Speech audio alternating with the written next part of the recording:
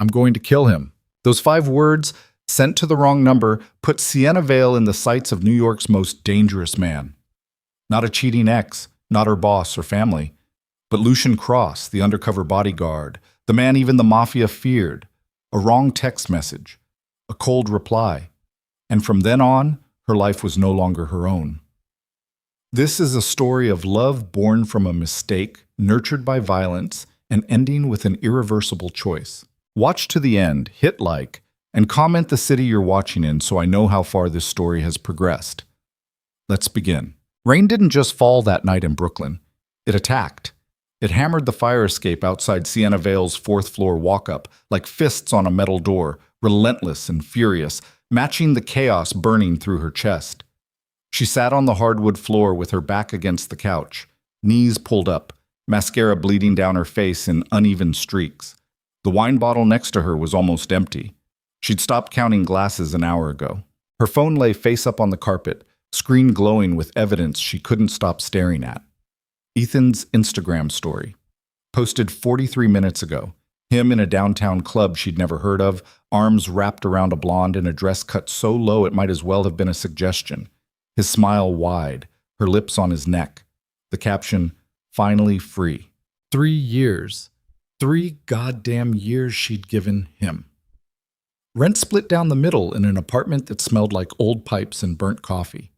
Late nights listening to him complain about his startup that never quite launched. Reassuring him when he got drunk and cried about his father not believing in him. And this was what she got in return. A public humiliation delivered via social media like a slap across the face in front of the entire city. Sienna's hand shook as she grabbed her phone. She opened their text thread, the one filled with mundane messages about grocery runs and whose turn it was to take out the trash. Her thumbs moved before her brain could catch up. I hope she was worth it, you piece of shit. You're dead to me. Actually dead. I'll fucking kill you. She hit send. The message whooshed away into the digital void, and for a split second, Sienna felt a sick kind of satisfaction. Let him see it. Let him know how much he'd destroyed. Let him... Her phone buzzed. She looked down, expecting rage or defensiveness, or maybe even a half-assed apology. What she got instead made her stomach drop. Wrong number. But are you safe? Sienna blinked, read it again, then checked the number at the top of the screen. It wasn't Ethan's. She'd been so angry, so blind with fury that she hadn't double-checked before sending. The number was 1 digit off. Just 1. A simple mistake that suddenly felt catastrophic in a way she couldn't explain. Her breath caught. She stared at those 4 words. Are you safe? And felt something cold crawl up her spine. Not anger. Not embarrassment. Something else, something that made her fingers hesitate over the keyboard. She typed fast, defensive. I'm fine, sorry, wrong person. The reply came within seconds. You just threatened to kill someone. That's not fine. Her jaw tightened. Who the hell was this guy? She didn't owe him an explanation. She didn't owe anyone anything. Sienna started to type a sharp response, then stopped, deleted it. Started again. It was a figure of speech. I'm not actually killing anyone. Good. That would be messy. She stared at the screen. Was he joking? The tone was impossible to read. Flat, calm, almost clinical, like he was discussing weather patterns instead of murder threats. Who is this? Someone who answers their phone. Helpful. More helpful than threatening homicide to strangers. Despite everything, the tears drying on her face, the humiliation still fresh, the wine buzzing through her veins, Sienna felt the corner of her mouth twitch. Not quite a smile, but close. She shouldn't keep texting. This was insane. She should apologize again, block the number, and crawl into bed to let the universe forget this entire night existed. But something stopped her. Maybe it was the wine. Maybe it was the fact that this stranger, whoever he was, hadn't reacted the way anyone else would have. He hadn't laughed at her, hadn't called her crazy, hadn't dismissed her. He'd asked if she was safe. Bad night. She sent it before she could overthink. I gathered. My boyfriend cheated. Ex-boyfriend. Posted it online like it was something to celebrate. Then he's an idiot. Sienna's throat tightened. She didn't know why those 3 words hit harder than anything Ethan had ever said to her in 3 years. She wiped her face with the back of her hand, smearing mascara across her knuckles. You don't even know me. I know you're sitting somewhere alone, crying over someone who isn't worth it. She froze. How the hell did he know that? Lucky guess? Something like that. Sienna's pulse kicked up. This was getting weird. She should stop. She should absolutely stop. But her fingers kept moving. What's your name? There was a pause, longer than the others, long enough that she wondered if he'd put the phone down and walked away. Then the reply came through. Lucienne. Not Luke. Not Lucy.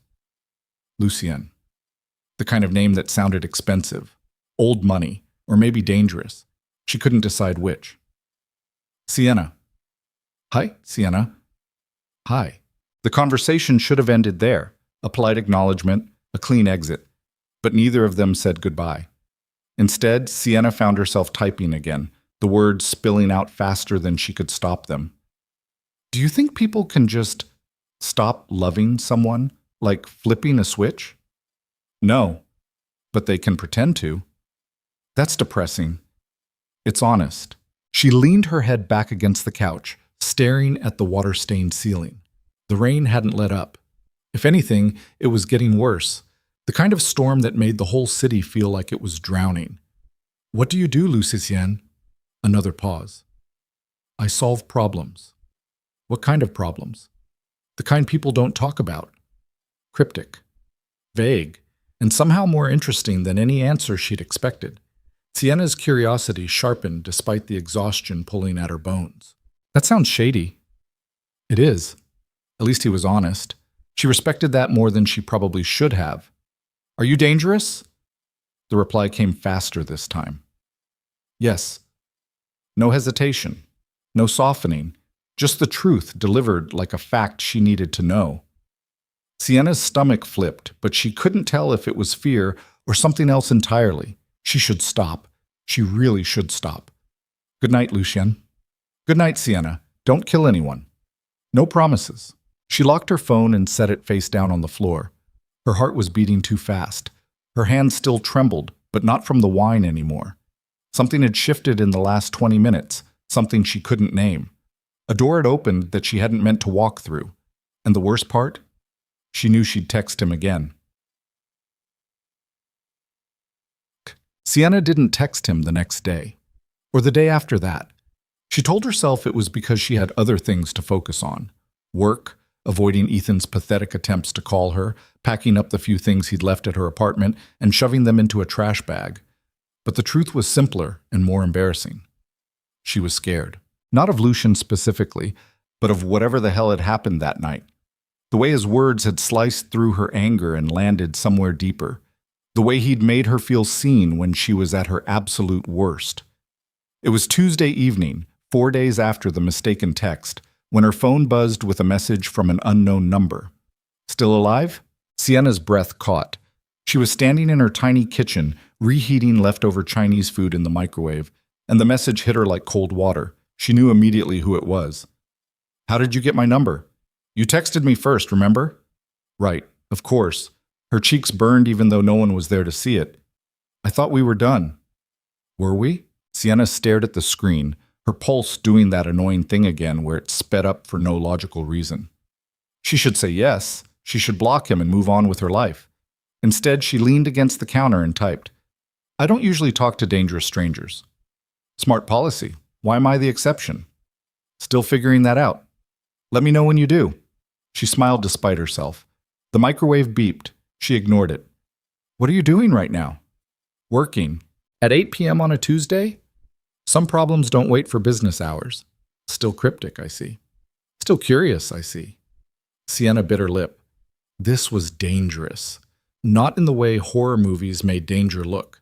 Sudden and bloody and obvious. But in the quieter way. The kind that crept up slowly until you were already in too deep to climb out. What kind of problems are you solving tonight? The kind that involve making sure certain people stay quiet. Her stomach tightened. That sounds like a threat. It's a service. You're serious. Always. Sienna set her phone down and pressed her palms against the edge of the counter. Her mind was screaming at her to stop this, to delete the thread, to block the number and pretend none of this had ever happened. But her hands picked the phone back up anyway. "Why are you texting me?" The response took longer this time, long enough that she started to wonder if she'd pushed too far. Then it came through. "Because you're the only person who's been honest with me in months." Something cracked open in her chest. She didn't know what to say to that, didn't know how to respond to that kind of raw admission from a man she'd never even seen. "I was drunk and heartbroken. That's not honesty, that's just a mess." "Same thing." "No, it's not." "Then what is it?" "I don't know, I'm still figuring it out." "Let me know when you do." He'd said that before, twice now. Like he was waiting for her to catch up to something he'd already figured out. It made her feel exposed in a way she didn't like. Or maybe she liked it too much. She couldn't tell anymore. "Good night, Lucien." "Good night, Sienna." She locked her phone and stared at the now cold Chinese food sitting in the microwave. Her appetite was gone. Her hands were still shaking. And somewhere in the back of her mind, a quiet voice whispered that she was already in trouble. They texted every night after that. It started small. Simple check-ins. "How was your day? Still alive? Did you kill your ex yet?" The kind of banter that felt safe because it was surface level. But somewhere around the end of the first week, the messages got longer, more personal, more real. Sienna told him about her job as a graphic designer at a boutique agency in Manhattan. How she hated her boss but loved the work. How she'd moved to New York 5 years ago with nothing but a suitcase and a dream that felt embarrassing to admit out loud. How Ethan had been her first real relationship in the city, and now she felt like an idiot for wasting 3 years on someone who couldn't even bother to break up with her in person. Lucien listened. Or read. Whatever the digital equivalent was, he didn't offer advice or try to fix her. He just absorbed it. And when he replied, it was never with pity, just acknowledgement. Like he understood that sometimes people just needed to be heard. He told her less about himself. His answers were always measured, controlled. But over time, small details slipped through. He'd grown up in New York, moved through foster homes until he aged out of the system at 18. Built something from nothing. He never specified what. And now people came to him when they had problems the police couldn't solve. "So you're like a fixer?" "Something like that." "That's vague." "It's intentional." "Do you hurt people?" There was a long pause. "Yes." "Should I be scared of you?" "Probably." "But I'm not." "I know." "Why?" "Because you're reckless. Or maybe you're not as dangerous as you think you are." "Don't bet on that." But she was betting on it. Every night she picked up her phone and sent another message. She was placing a wager she didn't fully understand. And the worst part was, she didn't want to stop. It was 2 weeks after the first mistaken text when Sienna saw Ethan again. She was coming out of the subway station near her office, coffee in one hand and phone in the other, when she heard his voice. "Sienna? Wait!" She froze. Every muscle in her body locked up. She didn't turn around. "Sienna, come on. Just talk to me for a second." Footsteps behind her. Close. Too close. She spun around and found Ethan standing 3 feet away, looking like he hadn't slept in days. His hair was a mess. His eyes were bloodshot. He looked pathetic, and for a brief, vicious moment, Sienna felt satisfaction curl through her chest. "What do you want, Ethan?" "I want to explain." "There's nothing to explain. You cheated. You posted it online. You humiliated me. We're done." "It was a mistake." Kissing her was a mistake? Posting it was a mistake? Or getting caught was a mistake? His jaw tightened. "You're not being fair." Sienna laughed. It came out sharp and bitter. "I'm not being fair? Are you serious right now?" "Just let me..." "No." She stepped back. "We're done. Don't call me. Don't text me. Don't show up at my apartment. Move on with your life, Ethan. I already have." She turned to walk away, but his hand shot out and grabbed her arm, not hard enough to hurt, but firm enough to stop her. "Let go." "Not until you listen. I said let go." She yanked her arm free and stumbled back a step.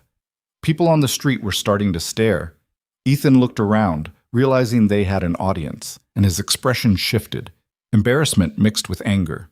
This isn't over, Sienna. Yes, it is. She turned and walked away, heart pounding, hands shaking so hard she almost dropped her phone. She didn't look back. Didn't let herself check if he was following. She just kept moving until she reached her office building and slipped inside, locking the door behind her. Her phone buzzed. She pulled it out, expecting Ethan, but it was Lucian. Are you okay? Her breath caught. How the hell did he know? How do you know something happened? Lucky guess. That phrase again. But this time it didn't feel lucky. It felt deliberate. Ran into my ex. He grabbed my arm outside the subway. Where? Union Square. Why? What's his name? Sienna hesitated. Her instinct screamed at her not to answer, but her fingers moved anyway. Ethan Mercer. There was no response for a full minute. Then, stay inside today. What? Why? Just do it. Lucian, what are you Trust me. The messages stopped. Sienna stared at her phone, her pulse racing. What the hell did that mean? Stay inside? Why? What was he going to do? She tried calling him. It went straight to voicemail. She texted again. No reply. For the rest of the day, Sienna sat at her desk and pretended to work while her mind spiraled. She checked her phone every 5 minutes, refreshed her email, scrolled through social media looking for what? Evidence? Proof that something had happened? It wasn't until the next morning that she got her answer. Ethan didn't call, didn't text, didn't show up outside her apartment. In fact, he disappeared entirely. His social media went dark. His friends stopped posting about him. And when Sienna finally broke down and asked one of his roommates what happened, the guy looked at her like she'd grown a second head. You didn't hear? 2 guys in suits showed up at the apartment yesterday. Said Ethan needed to stop contacting you. He's been a wreck ever since. Won't even leave his room. Sienna's blood went cold. What did you do? She sent the message to Lucian the second she got home. He replied within seconds. I solved a problem. You sent people to his apartment? Yes. Lucian, he put his hands on you. That's not acceptable. You can't just... I can. And I did. He won't bother you again. Sienna sat on her couch, staring at the screen, her heart hammering so hard it hurt. She should be horrified. She should be furious. She should block his number and report him to... Who? The police? For what? Scaring her ex-boyfriend? But she wasn't horrified. She was something else entirely. Thank you. The reply came instantly. Always. And that was the moment Sienna realized she'd already crossed a line she couldn't uncross. That's it. 3 days later, Lucian asked to meet her in person. The message came through late at night while Sienna was lying in bed, staring at the ceiling and trying to convince herself she wasn't falling for a man she'd never even seen. I want to meet you. Her stomach flipped. Why? Because I'm tired of pretending I don't. That's not an answer. It's the only one I have. Sienna sat up, pulling her knees to her chest. Her hands were shaking again. This was insane. Meeting a stranger from a wrong number, a stranger who admitted to being dangerous, a stranger who'd sent men to threaten her ex-boyfriend. Where? Somewhere public, your choice. Why public? So you feel safe. That shouldn't have reassured her, but it did. Tomorrow, 7 p.m., the coffee shop on Bleecker and West 10th. I'll be there. Sienna locked her phone and pressed it against her forehead. Her heart was racing. Her mind was screaming. But somewhere underneath all the fear and doubt, there was something else. Anticipation. She almost didn't go. Sienna stood outside the coffee shop the next evening, hands shoved deep into her coat pockets, breath fogging in the cold November air. She'd changed outfits 3 times, redid her makeup twice, told herself at least 4 times that this was a terrible idea and she should just turn around and go home. But she didn't. She pushed open the door and stepped inside. The shop was small and warm, filled with the smell of espresso and cinnamon. A handful of people sat scattered at tables, buried in laptops or books. Sienna scanned the room, looking for... what? She didn't even know what Lucian looked like. Then she saw him. He was sitting in this back corner facing the door. Dark hair, sharp jawline, eyes that locked onto hers the second she walked in. He didn't smile. didn't wave, just watched her with an intensity that made her breath catch. Sienna's legs moved before her brain could catch up. She crossed the shop and stopped in front of his table. Lucien? He stood. Tall. Broader than she'd imagined. He wore a black coat over a white shirt, sleeves rolled to his forearms. No wedding ring, no watch. Nothing except a controlled stillness that made him look like he was always 2 steps ahead of everyone in the room. Sienna. His voice was deeper in person, rougher. It sent a shiver down her spine. Hi. Hi. They stood there for a beat too long, neither of them moving. Then Lucien gestured to the chair across from him. Sit. She did. He sat back down. For a moment, neither of them spoke. Sienna folded her hands on the table to keep them from shaking. You're nervous, he said. You're observant. The corner of his mouth twitched, almost a smile. You could have left. So could you. No, he said quietly. I couldn't. The air between them felt charged, electric, like the moment before lightning struck. Why did you want to meet me? Sienna asked. Lucien leaned back in his chair, studying her with those dark, unreadable eyes. Because I needed to see if you were real. And? You're real. That's it? That's everything. Sienna's pulse kicked up. She didn't know what to say to that, didn't know how to respond to someone who spoke like every word was a confession. I don't understand you, she admitted. Good. Why is that good? Because the second you understand me, you'll run. Maybe I should run now. Maybe. He leaned forward, elbows on the table. But you won't. You sound sure of that. I am. Why? Because you're still here. He was right. She hated that he was right. But she couldn't argue with the fact that she was sitting across from him instead of walking out the door. What do you want from me, Lucien? His expression darkened, not with anger, with something deeper, something that made her chest tighten.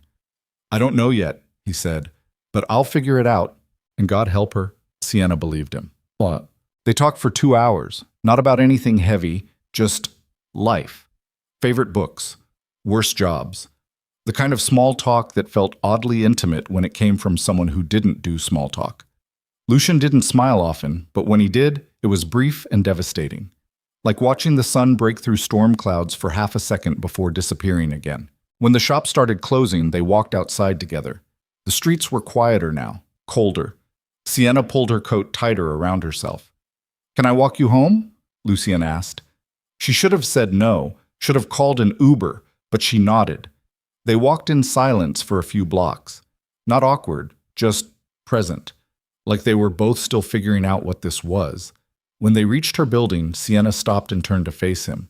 Thank you, she said, for tonight. Don't thank me yet. Why not? Lucien stepped closer, not threatening, just close enough that she had to tilt her head back to meet his eyes. Because now that I've seen you, he said quietly, I'm not letting you go. Her breath hitched. That's not your choice. I know. Then why say it? Because it's the truth. Before she could respond, a black car pulled up to the curb. The back window rolled down, and a man in a suit leaned out. Sir, we have a situation. Lucien's expression didn't change, but something shifted in his posture. Tension coiled tight beneath the surface. Go inside, he said to Sienna. What's happening? Nothing you need to worry about. Go. Lucien, go. The command in his voice left no room for argument. Sienna took a step back, then another. Lucien held her gaze for one more second before turning and sliding into the back seat of the car. The door slammed shut. The car pulled away. And Sienna stood on the sidewalk, heart pounding, hands shaking, knowing with absolute certainty that whatever had just started between them wasn't going to end quietly. Sienna didn't sleep that night. She lay in bed staring at the ceiling, replaying the moment Lucien's expression had shifted from something almost soft to something cold and lethal in the span of a single breath. The way he'd looked at her before getting into that car, like he was memorizing her face in case he didn't come back. The way his voice had dropped when he told her to go inside. Not a request. A command from someone used to being obeyed without question. She grabbed her phone off the nightstand. No messages. She typed one out. Are you okay?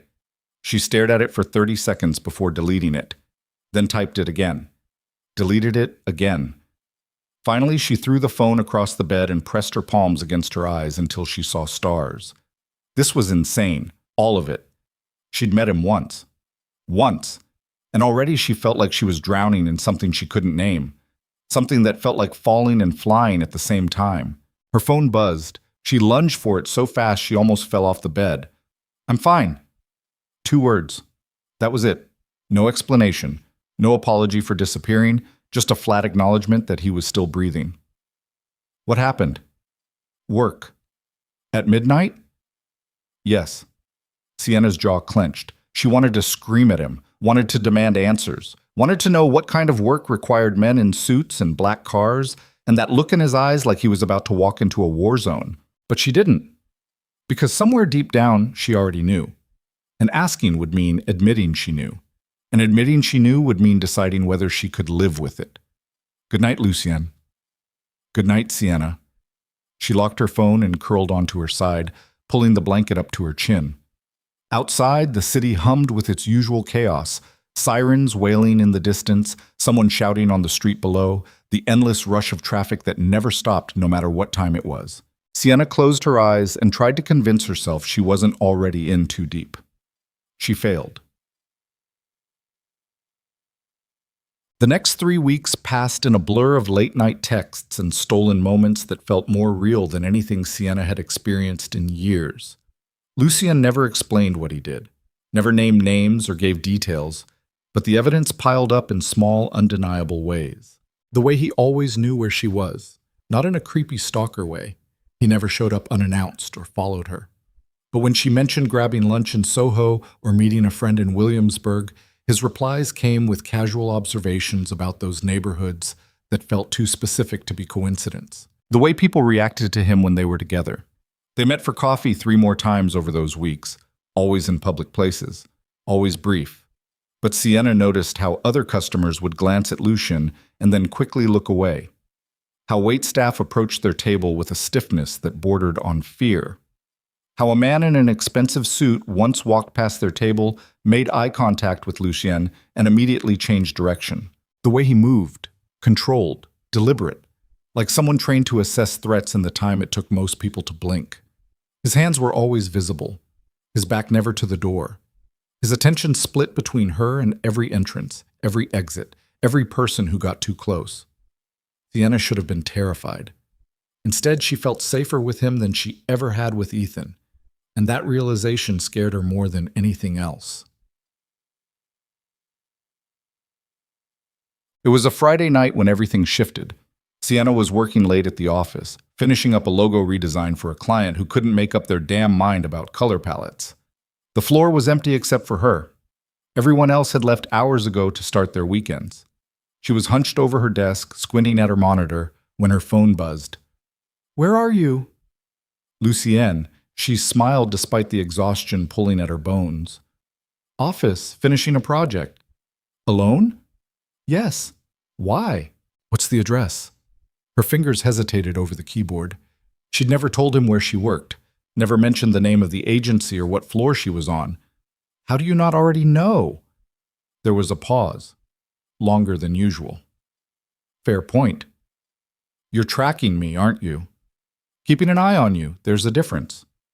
"Is there?" "Yes." Sienna leaned back in her chair and rubbed her eyes. She should be angry, should feel violated, but all she felt was tired. Why? Because the world isn't safe. For who?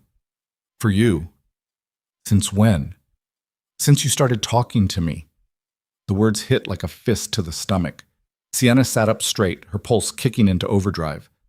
"What does that mean?" "It means I have enemies, and now they know about you." Her throat went dry. She read the message again, then a third time. The office suddenly felt too big, too empty. The shadows in the corners too dark. "Lucien, what the fuck are you talking about?" "Someone's been asking questions. About me. About who I'm spending time with." "Who?" "People you don't want to meet." "That's not an answer." "It's the only one I'm giving you right now." Sienna stood up so fast her chair rolled back and hit the desk behind her. She grabbed her bag and shoved her laptop inside, hands shaking so hard she almost dropped it. I'm leaving. Good. Go straight home, lock your door. Don't open it for anyone except me. You're coming over? Yes. When? 20 minutes. Sienna didn't argue. She shut down her computer, grabbed her coat, and practically ran to the elevator. The ride down felt like it took a year. Every floor that passed made her heart pound harder. When the doors finally opened to the lobby, she walked out into the cold night air and started toward the subway station 2 blocks away. That's when she noticed the car. Black sedan, tinted windows, engine running, parked across the street in a spot that had been empty when she'd arrived that morning. Sienna's steps slowed. She pulled her phone out, ready to call Lucien, when the back door of the sedan opened. A man stepped out. Tall, thin, wearing a suit that probably cost more than her rent. He didn't approach her, just stood there, watching, smiling. Sienna turned and walked in the opposite direction. Fast, not quite running, but close. She didn't look back, didn't check to see if he was following. She just moved, her breath coming in short gasps, her mind screaming at her to get somewhere public, somewhere with people, somewhere. A hand grabbed her arm. She spun around, ready to scream, and found herself staring at Lucien. He wasn't wearing a coat despite the freezing temperature. His white shirt was wrinkled, his jaw tight, his eyes darker than she'd ever seen them.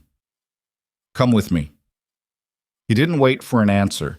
He pulled her toward a black SUV parked at the curb, not the sedan, a different car, and opened the back door. Get in. Lucien, now. She got in. He slid in beside her and slammed the door. The driver pulled away from the curb before Sienna even had her seatbelt on. What the hell is happening? She demanded. Lucien didn't look at her.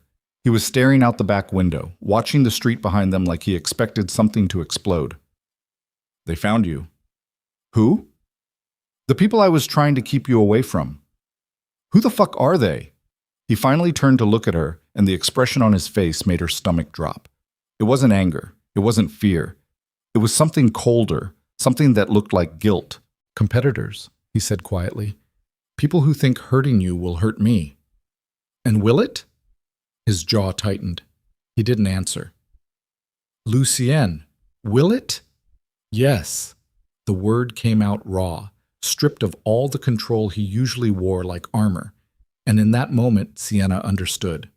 This wasn't a game. This wasn't some dramatic fling with a mysterious stranger. This was real. The danger was real. And she was already in the middle of it, whether she wanted to be or not. Where are we going? She asked. Somewhere safe. That's not an answer. It's the only one I have right now. Sienna looked out the window. They were heading uptown, away from her neighborhood, away from anything familiar. The streets blurred past. She didn't recognize any of the buildings. I want to go home. You can't. Lucien. You can't go home, Sienna. Not tonight. Maybe not for a while. Her breath caught. What are you saying? I'm saying you're not safe there anymore. Because of you. Yes. Then maybe I should stop seeing you. Lucien turned to look at her, and the expression on his face was so raw it hurt to hold his gaze. It's too late for that. Why? Because they already know who you are. And even if you walk away from me right now, they won't walk away from you. Sienna pressed her back against the seat, trying to breathe through the panic clawing up her throat. This couldn't be happening. This couldn't be real. What do they want? Leverage? Against you? Yes. Why? What did you do? Lucien's jaw tightened. I took something from them. What? Power. The word hung in the air between them like a threat. Sienna stared at him, her mind racing, trying to piece together the fragments he'd been giving her for weeks. The late-night calls, the men in suits, the way people looked at him with fear instead of respect. You're not just a fixer, she said slowly. Are you? No. Then what are you? He held her gaze, and for the first time since she'd met him, Lucien looked tired. I'm the person people call when they need someone to disappear. The SUV pulled up to a building Sienna didn't recognize. Tall, glass. The kind of place that had doormen and security cameras and monthly fees that cost more than most people's salaries. The driver got out and opened Lucien's door. Come on, Lucy Yen said. Sienna didn't move. I need a minute. We don't have a minute. I don't care. I need... The back window exploded. Glass rained down over the seats. Sienna screamed and threw her arms over her head as Lucien grabbed her and shoved her down onto the floor. The sound of gunfire ripped through the air, sharp, deafening, unrelenting. Stay down, Lucien shouted. He pulled a gun from somewhere, his waistband, a holster, she didn't know, and fired back through the shattered window. The driver was shouting into a radio, more gunfire, more screaming. Sienna couldn't breathe, couldn't think. Her ears were ringing. Then it stopped. Silence crashed down like a weight. Sienna's hands were shaking so hard she couldn't control them. Lucien grabbed her face and forced her to look at him. Are you hurt? She couldn't speak, couldn't form words. She just shook her head. Look at me. Sienna, look at me. She focused on his eyes, dark, intense, locked onto hers like they were the only thing keeping him grounded. I'm getting you inside. Stay behind me. Don't stop moving. Understand? She nodded. Lucien pulled her up and out of the car. Glass crunched under her feet. There were bodies on the ground. 2 men, both bleeding, both still. Sienna's stomach lurched. She looked away before she could see their faces. Lucien kept one hand on her back and moved her toward the building entrance. The doorman was already holding the door open, his face pale but composed. They stepped inside. The door locked behind them with a heavy click. Sienna's legs gave out. Lucien caught her before she hit the floor and pulled her against his chest. She could feel his heart pounding through his shirt, could smell gunpowder and sweat and something metallic she didn't want to name. It's okay, he murmured into her hair. You're okay. No, she choked out. I'm not. I know. He picked her up, actually lifted her off the ground like she weighed nothing, and carried her to the elevator. The doors opened. He stepped inside, hit a button for the top floor. The ride-up was silent except for Sienna's ragged breathing and the hum of machinery. When the doors opened again, Lucien carried her down a hallway and stopped in front of a door at the end. He shifted her weight and pressed his thumb to a scanner. The lock clicked. The door opened. The apartment inside was huge, floor-to-ceiling windows overlooking the city, modern furniture, expensive everything, but Sienna barely registered any of it. Lucien carried her to a couch and set her down gently. Stay here. He disappeared into another room. Sienna heard water running. A minute later, he came back with a glass and handed it to her. Drink. Her hands were shaking too hard. He wrapped his fingers around hers and guided the glass to her lips. She drank. The water was cold. It hurt going down. Lucien knelt in front of her, his hand still covering hers. I'm sorry. Sienna laughed. It came out sharp and broken. Sorry? Yes. People just tried to kill me. I know. Because of you. Yes. And you think sorry covers that? Lucien's jaw tightened. No. Then what the hell am I supposed to do with that? I don't know. Sienna set the glass down on the table before she threw it. Her whole body was shaking now, not from fear, from rage. You should have told me. I know. You should have warned me. I know. You should have. I should have stayed away from you, Lucien said quietly. From the start. I should have blocked your number and pretended that text never happened. But I didn't, because I'm selfish, and now you're in danger because I couldn't walk away.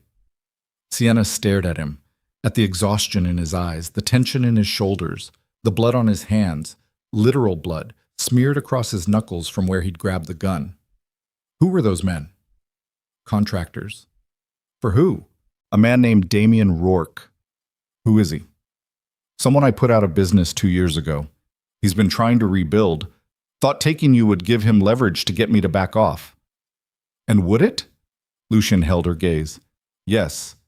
Why? Because He stopped, swallowed, started again. Because you matter. That's not an answer. It's the only one I have right now. Sienna wanted to scream, wanted to hit him, wanted to run out of this apartment and never look back. But she didn't.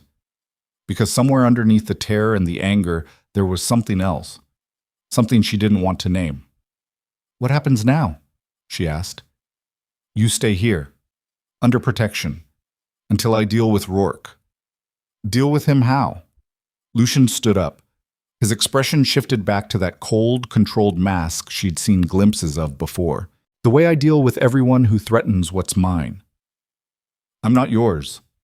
He looked down at her, and for a moment, something raw flickered across his face. Yes, he said quietly. You are. Sienna spent the next 3 days locked inside Lucian's penthouse like a prisoner in a gilded cage. He left every morning before sunrise and didn't come back until late at night, sometimes not at all. When he did return, he was usually bruised, bloody, exhausted. He'd shower, change his shirt, and leave again without explanation. There were guards outside the door, 2 of them. Rotating shifts, big men with earpieces and guns holstered under their jackets. They didn't talk to her, didn't make eye contact, just stood there like statues, silent and immovable. Sienna paced the apartment like a caged animal. She tried calling her boss to explain why she hadn't shown up for work, but Lucien had taken her phone, said it wasn't safe, said they could track her through it, so she was cut off, isolated, trapped with nothing but her thoughts and the view of a city that suddenly felt like enemy territory. On the 4th day, Lucien came back in the middle of the afternoon. Sienna was sitting on the couch when she heard the door unlock. She stood up, her pulse kicking into overdrive, and watched as Lucien walked in. He looked worse than she'd ever seen him. His shirt was torn, his lips split, blood crusted along his hairline, but his eyes were sharp, alert, focused on her with an intensity that made her breath catch. We need to talk, he said. You think? He ignored the sarcasm and walked to the bar in the corner, poured himself 2 fingers of whiskey and downed it in one swallow, then poured another. Rourke knows you're here, Sienna's stomach dropped. How? He has people everywhere. It was only a matter of time. So what now? We run? No. Lucien turned to face her, glass in hand. Running doesn't solve the problem. It just delays it. Then what? I end it. How? By making him understand that coming after you was the worst mistake he's ever made. Sienna crossed her arms over her chest, trying to hold herself together. You're going to kill him. It wasn't a question. Yes. When? Tonight. And if you don't come back? Lucien set his glass down and crossed the room. He stopped in front of her, close enough that she could see the exhaustion etched into every line of his face. I'll come back. You can't promise that. I just did. Lucien. He reached up and cupped her face with both hands.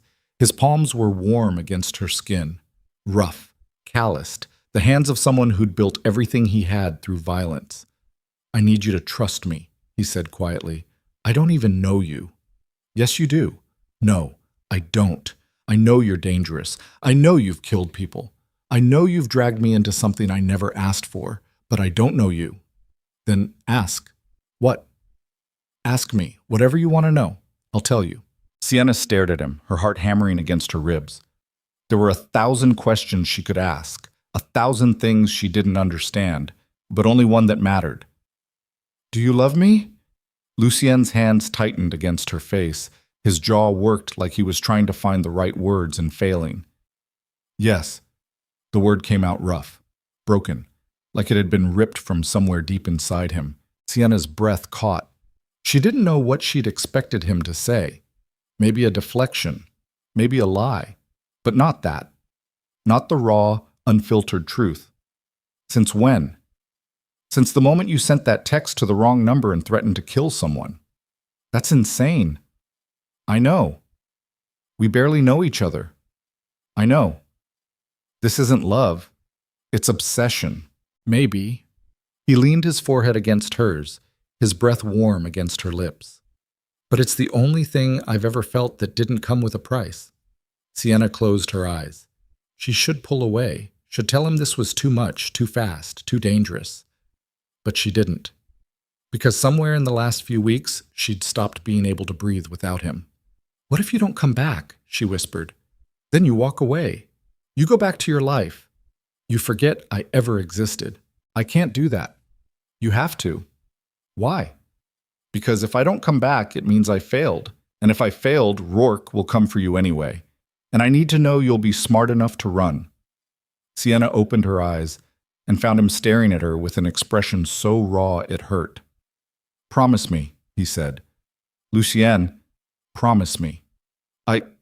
He kissed her. It wasn't gentle, wasn't soft. It was desperate and furious, and tasted like blood and whiskey and fear. Sienna's hands came up to grip his shirt, pulling him closer even as her mind screamed at her to push him away. When he finally pulled back, they were both breathing hard. "Promise me," he said again. "Fine," she choked out. "I promise." It was a lie. They both knew it. Lucian pressed one more kiss to her forehead, then stepped back and walked toward the door. "There's a phone in the bedroom, untraceable. If something happens, call the number programmed into it. Someone will come get you." "Lucienne, I'll see you tomorrow." He opened the door and walked out before she could say anything else. The lock clicked, and Sienna stood in the middle of the penthouse, alone, with the taste of him still on her lips and the certainty that nothing would ever be the same. Lucienne didn't come back the next day, or the day after that. Sienna spent 48 hours staring at the door, waiting for it to open, waiting for him to walk through, bruised and bloody, but alive, waiting for confirmation that he'd kept his promise. But the door stayed closed. The guards outside wouldn't answer her questions, wouldn't tell her anything. They just stood there, silent and immovable, like they didn't even hear her shouting through the door. On the third day, Sienna grabbed the phone Lucienne had left in the bedroom and dialed the only number programmed into it. It rang twice before someone picked up. "Miss Vale?" A man's voice, calm, professional. "Where is he?" "Mr. Cross is currently indisposed." "That's not an answer." "It's the only one I'm authorized to give." "Is he alive?" There was a pause. "Yes." Relief flooded through her so fast it made her dizzy. "Where is he?" "I can't disclose that information." "Then what the hell can you tell me?" "That he's handling the situation, and that you need to stay where you are." "For how long?" "As long as it takes."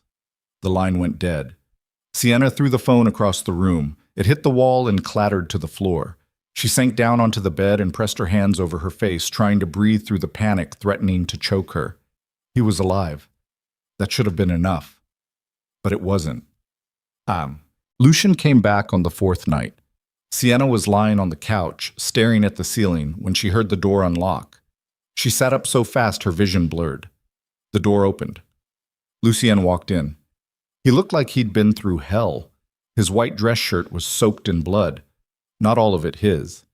His jaw was bruised dark purple. His knuckles split open. But he was alive. He was standing. He was here. Sienna was across the room before she could stop herself. She slammed into him so hard he stumbled back a step, but his arms came up immediately to catch her. She wrapped her hands around his shirt and buried her face against his chest, breathing him in, sweat and gunpowder and copper. "You're alive," she choked out. "I told you I'd come back. You were gone for 4 days." "I know. I thought—" Her voice broke. She couldn't finish the sentence. Lucien's arms tightened around her. "I'm sorry. Don't apologize. Just—" She pulled back enough to look up at him. "Is it over?" His expression darkened. "Rourke's dead. His operation's dismantled. But there'll be others." "Others?" "People who think they can use you to get to me." Sienna's hands fell away from his shirt. She took a step back, her chest tight. "This is never going to end, is it?" Lucian didn't answer. He didn't have to. The truth was written all over his face. "I can't live like this," she said quietly, "locked in a penthouse, waiting for you to come home covered in blood, never knowing if each time you walk out that door is the last time I'll see you." "I know." "Then what are we doing?" "I don't know." "That's not good enough, Lucian." He stepped toward her, closing the distance she'd put between them. His hand came up to cup her face, thumb brushing across her cheekbone. "I can't be normal," he said. "I can't give you a quiet life. I can't promise you safety or peace or any of the things you deserve. The only thing I can promise is that as long as I'm breathing, no one will touch you. And if they try, I'll burn the whole goddamn city down to stop them." Sienna's throat tightened. She wanted to tell him that wasn't enough, that she needed more than protection, that she needed a life she could actually live. But looking up at him, at the exhaustion in his eyes, the blood on his hands, the desperate way he was holding her face like she was the only thing keeping him human, she realized something that terrified her more than all the violence and danger combined. She didn't want normal. She wanted him. "I'm not leaving," she heard herself say. "Sienna, I'm not leaving," she said again, stronger this time. "I should. I know I should. But I'm not." Lucian's jaw tightened. "You don't know what you're saying." "Yes, I do." "No, you—" She grabbed his face and pulled him down until their foreheads touched. "I'm choosing you," she whispered, "even knowing what it means, even knowing what comes with it. I'm choosing you." Lucien's hand slid into her hair, gripping tight enough to hurt. "You're going to regret this." "Maybe. There's no going back after this." "I know." "Sienna," she kissed him. And this time when his arms wrapped around her and pulled her close, it didn't feel like falling. It felt like crossing a line she could never uncross. It felt like the point of no return. The weeks that followed felt like living inside a beautiful lie. Sienna moved through Lucien's world like a ghost, learning to haunt new territory. The penthouse became familiar. The guards outside the door learned her name. She started recognizing the rotation of men in dark suits who appeared and disappeared like clockwork, their faces professionally blank, their hands never far from the weapons hidden under tailored jackets. Lucien was different now, not softer. He'd never be soft, but more present. He came home most nights, sat with her during dinner, told her fragments of his day in that careful, edited way of his that revealed just enough to feel like honesty without actually being it. They'd sit on the couch with the city lights sprawling below them, her head on his shoulder, his hand in her hair, and for brief stretches of time, Sienna could almost convince herself this was normal. But normal didn't include the 3 a.m. phone calls that sent him out the door with murder in his eyes. Normal didn't include coming back to find him in the shower, washing someone else's blood down the drain. Normal didn't include the night she woke up and found him sitting on the edge of the bed with his gun disassembled on the nightstand, cleaning each piece with methodical precision while his hands shook so slightly she almost didn't notice. She never asked about the blood, never asked about the calls, never asked about the hollow look in his eyes when he thought she wasn't watching, because asking meant acknowledging the truth she'd chosen to ignore, and ignoring it was easier than facing what she'd become. Well, it was a Tuesday night, 6 weeks after the attack outside Lucien's building, when everything shattered. Sienna was alone in the penthouse. Lucien had left that morning for a meeting across town. Something about a shipping contract, he'd said vaguely, kissing her forehead before walking out. The guards were at their usual post. The city hummed below. Everything felt routine. Then the door opened. Sienna looked up from her laptop, expecting Lucien. But the woman who walked in was someone she'd never seen before. Tall, elegant, dark hair pulled back in a severe bun, wearing a black dress that probably cost more than Sienna's entire wardrobe.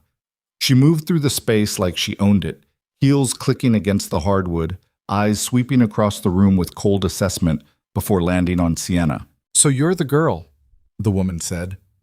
Her voice was smooth, cultured, laced with something that might have been amusement or contempt.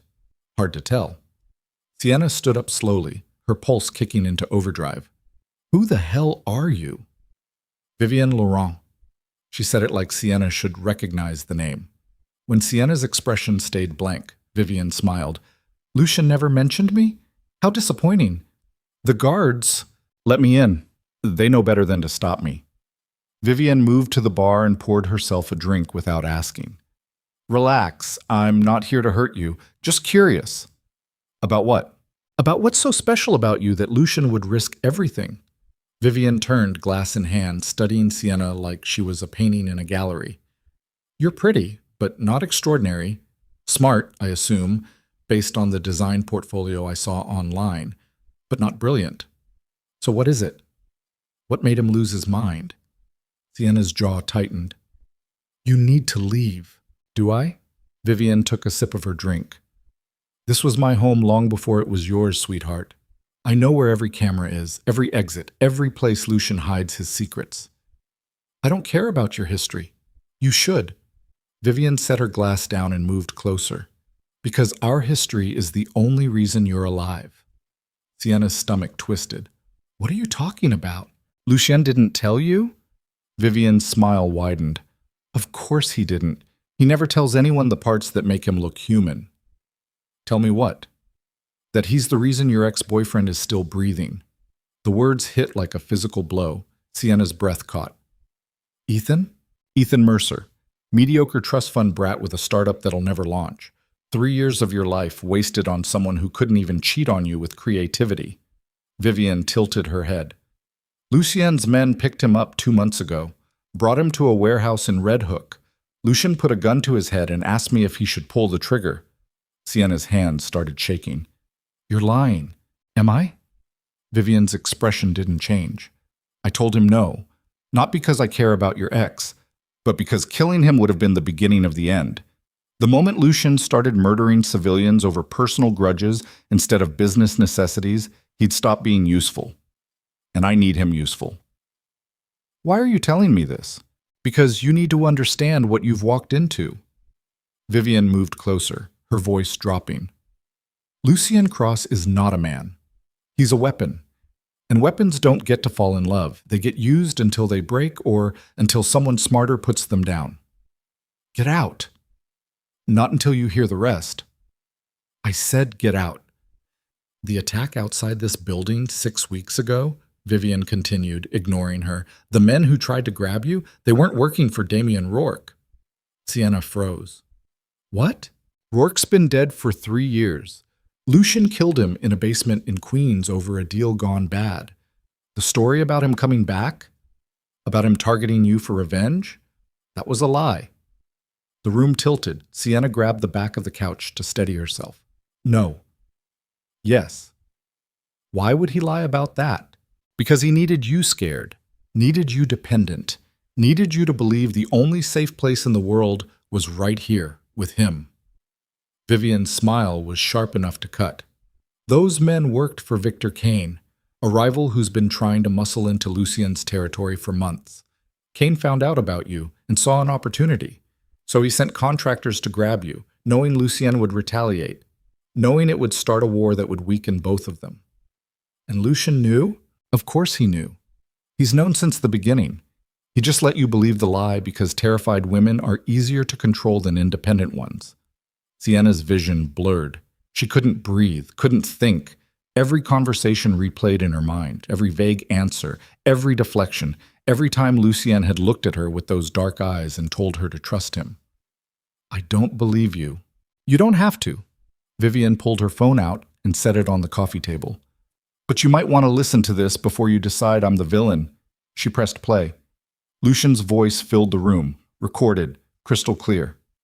She's mine now. I don't care what it takes. I don't care who I have to kill. Kane touches her, I burn his entire operation to the ground. Another voice, older, rougher. You're getting sloppy, Cross. This girl's made you weak. She's made me focused. Focused on what? Playing house? You've got enemies circling and you're wasting time with some designer who stumbled into your life by accident. It wasn't an accident. A pause. Then, what? The text. The wrong number. I knew who she was before she sent it. Sienna's blood went cold. Explain.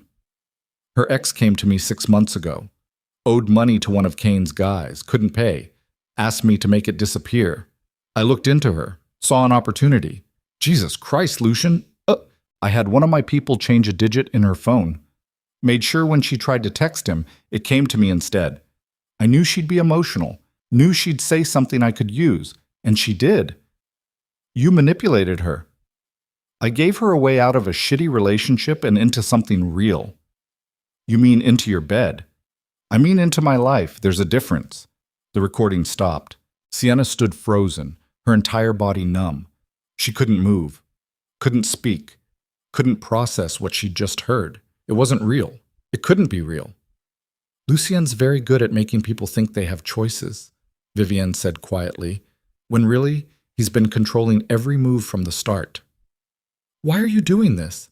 Sienna's voice came out broken, barely a whisper. Because I need you to leave him, voluntarily, before he gets you killed.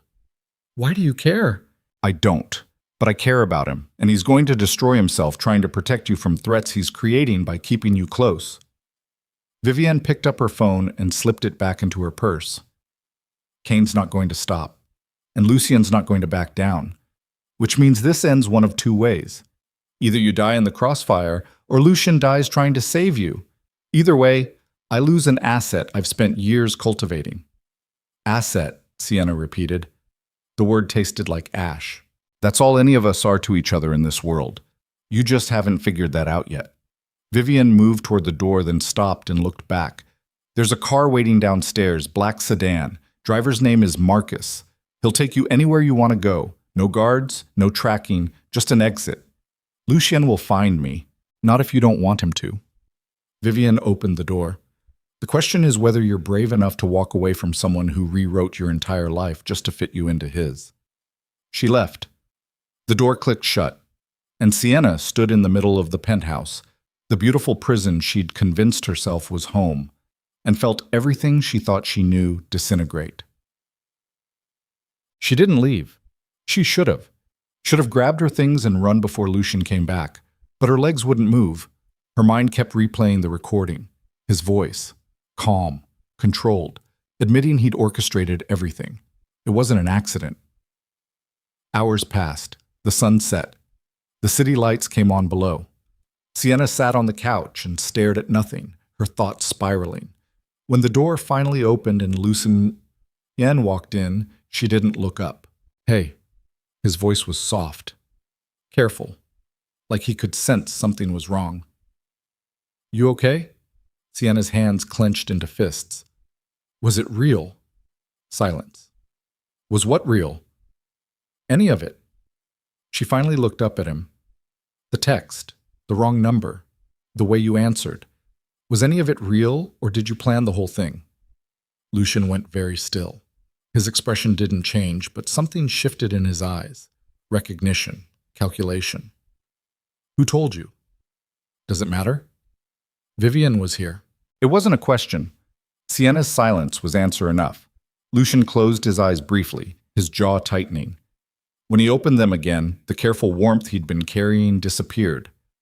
What was left was the man she'd glimpsed in fragments, cold, dangerous, cornered.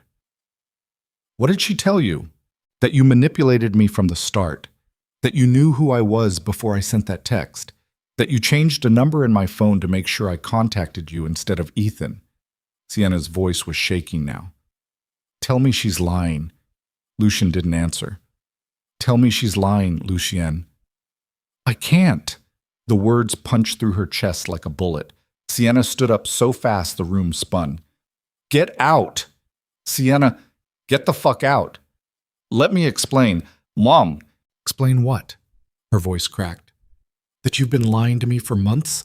That everything I thought was real was just you pulling strings? That I never had a choice because you made sure I didn't? You had a choice, Lucien said quietly. Every step of the way. I gave you opportunities to walk away. No, you didn't. You scared me into staying. You told me I was in danger because of you when the real danger was you. The danger is real. Because you made it real. Sienna's hands were shaking so hard she had to clench them to keep control. Kane wouldn't have come after me if you hadn't kept me close. Rourke wasn't even alive. You lied about all of it. I lied about Rourke, Lucien admitted. But Kane is real, and he will kill you if he gets the chance. Then let me leave. No. It's not your choice. Yes, it is. He stepped toward her. Because the second you walk out that door, you become a target. Kane doesn't care if you're with me or not. He knows you matter, and he'll use you to get to me whether you're here or halfway across the world. Then kill him. I'm trying. Try harder. Lucien's jaw tightened. You think I'm not? You think I'm not doing everything I can to end this? I think you're doing everything you can to keep me trapped. I'm keeping you alive. I didn't ask you to. You didn't have to. Lucien closed the distance between them in 2 strides. The moment you sent that text, you became mine, and I protect what's mine. I'm not yours. Yes, you are. No, ocho. He grabbed her face with both hands, forcing her to look at him. You can hate me. You can scream at me. You can walk out that door and try to disappear. But it won't change the fact that I love you, and it won't change the fact that I will burn down anyone who tries to take you from me." Sienna's breath caught. Tears blurred her vision. "You don't love me. You love the idea of controlling me." "That's not true." "Then prove it. Let me go." Lucien's hands tightened against her face. For a moment, something raw flickered across his expression. Pain. Desperation. Then it disappeared behind that cold mask she'd learned to recognize.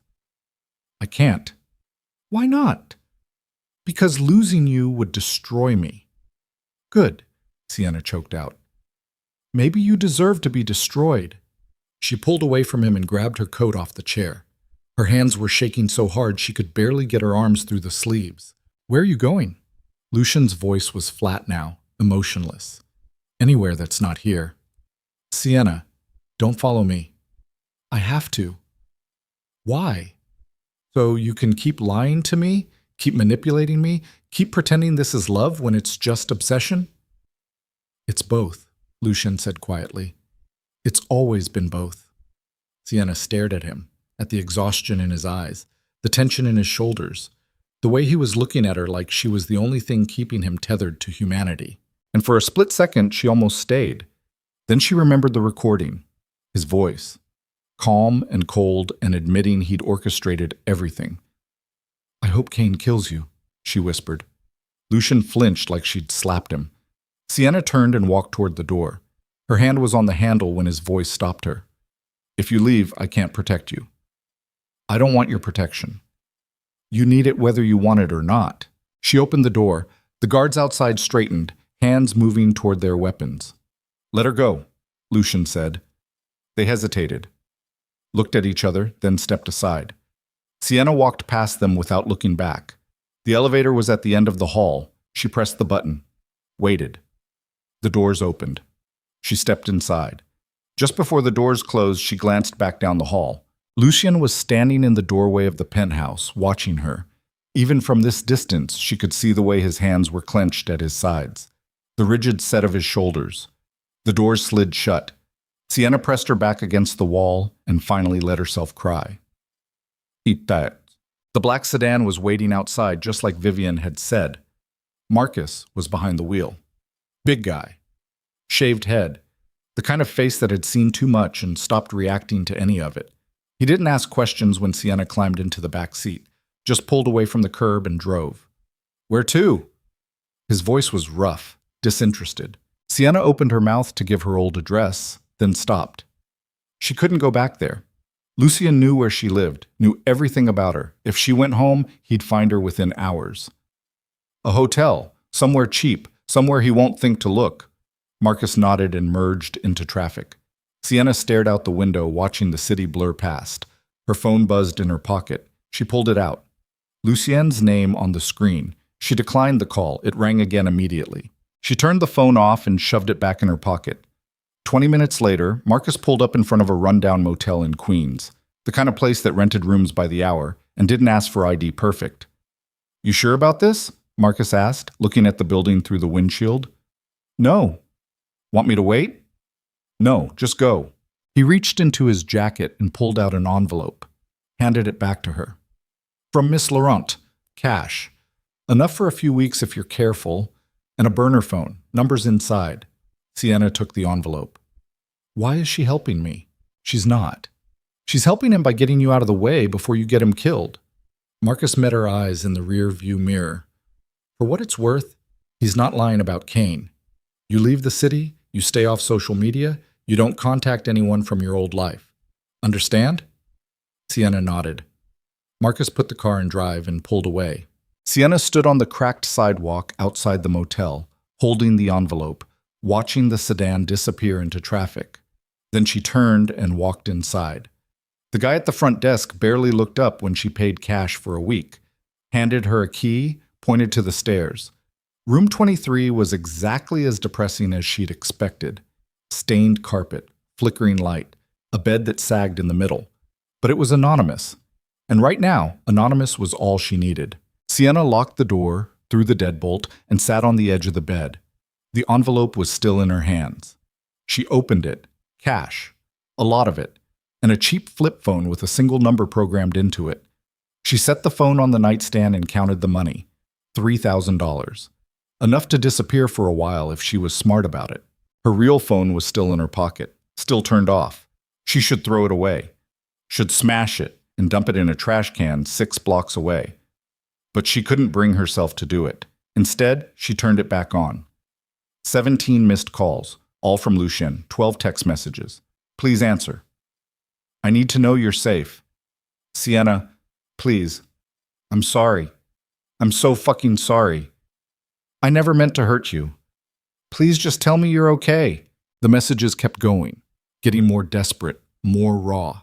The last one had come through 3 minutes ago. I know you hate me, but please, just let me know you're alive.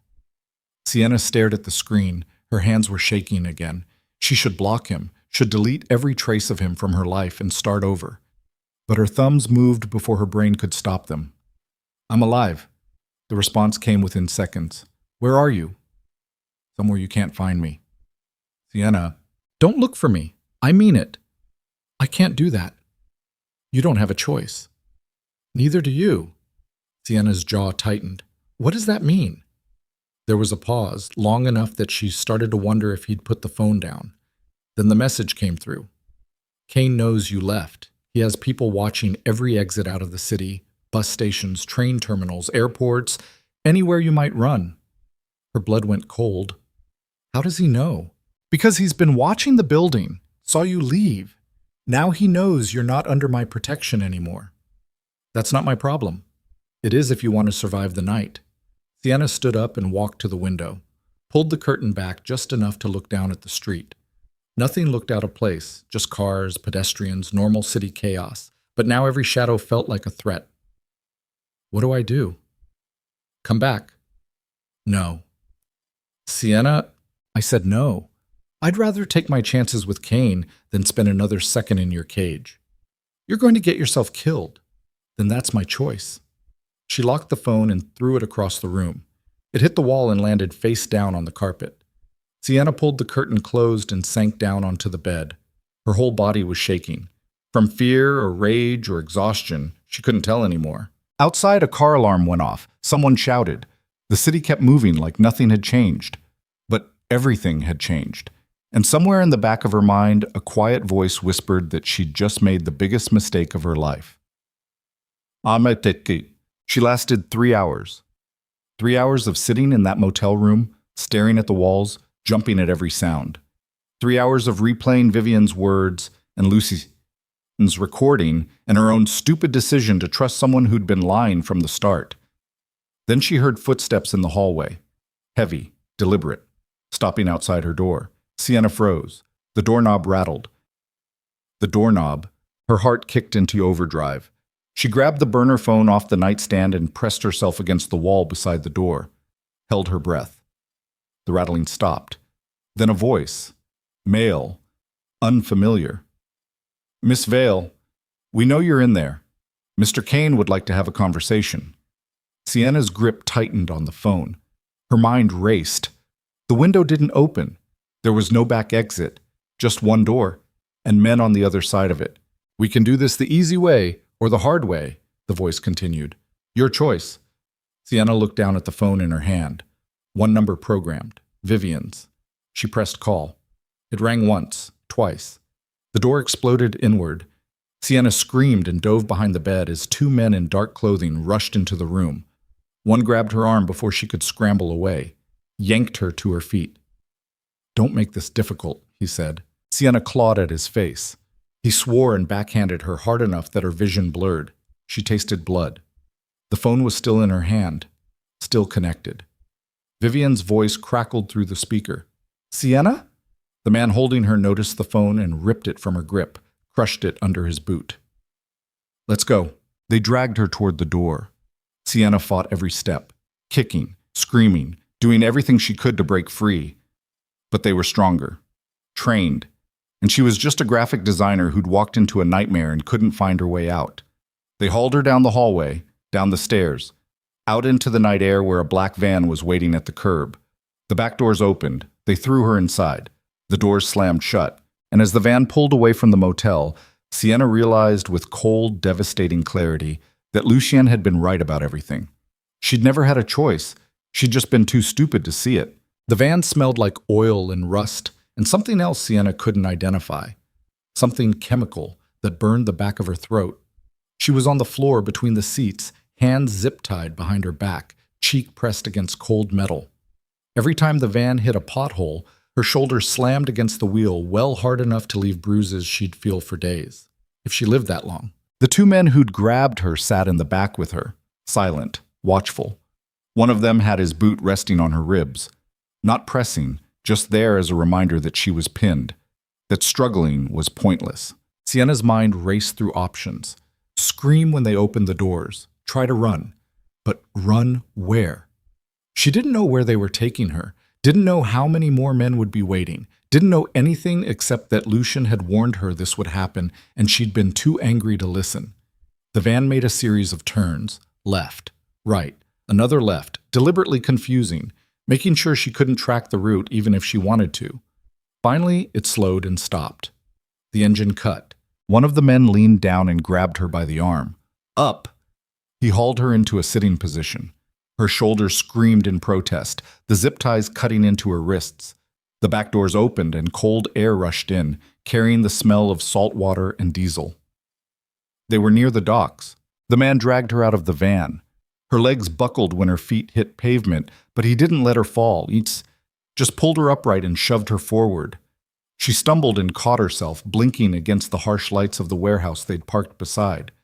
Big, industrial, the kind of place where shipping containers sat rusting and no one asked questions about sounds coming from inside. Perfect place to disappear someone. They marched her through a side door and into a concrete corridor lit by flickering fluorescent tubes. The floor was stained dark in places. Old blood, probably. Sienna's stomach turned. At the end of the hall was a metal door. One of the men knocked twice. A pause. Then the door swung open. The room inside was smaller than Sienna expected. Bare concrete walls. A single light bulb hanging from the ceiling. A metal chair bolted to the floor in the center. And standing beside it, a man in an expensive suit that looked completely out of place in the grime and decay. Victor Kane. Sienna had never seen him before, but she knew immediately who he was. Mid-40s. Silver at his temples. Calm eyes that looked at her the way someone might examine a piece of furniture they were considering buying. No emotion, just cold assessment. Miss Vale. His voice was smooth, almost pleasant. Thank you for joining us. I didn't have much choice. No, Kane smiled. You didn't. The men behind her pushed her forward. She stumbled again and this time fell to her knees. The concrete bit into her skin through her jeans. One of them grabbed her hair and yanked her head back, forcing her to look up at Kane. Let's keep this civil, Kane said. I'm not a monster. Could have fooled me. His smile widened. You've got spirit. I respect that. Lucien always did have interesting taste in women. What do you want? To send a message. Kane moved closer, hands in his pockets, completely relaxed. See, Lucien and I have been playing a very delicate game for months. Territory disputes, resource allocation, the usual business disagreements, but recently he crossed a line. What line? He killed 3 of my men in a raid on one of my distribution centers. Burned the place to the ground, cost me millions. Kane crouched down so he was eye level with Sienna. That kind of disrespect requires a response. So kill him, leave me out of it. But that wouldn't hurt him nearly as much. Kane reached out and brushed a strand of hair from her face. Sienna jerked away, but the hand in her hair held her still. Lucien doesn't care about his own life. Never has. But you? You're different. You're the one thing that makes him vulnerable. He'll come for me. I'm counting on it. Sienna's blood went cold. This is a trap. Very good.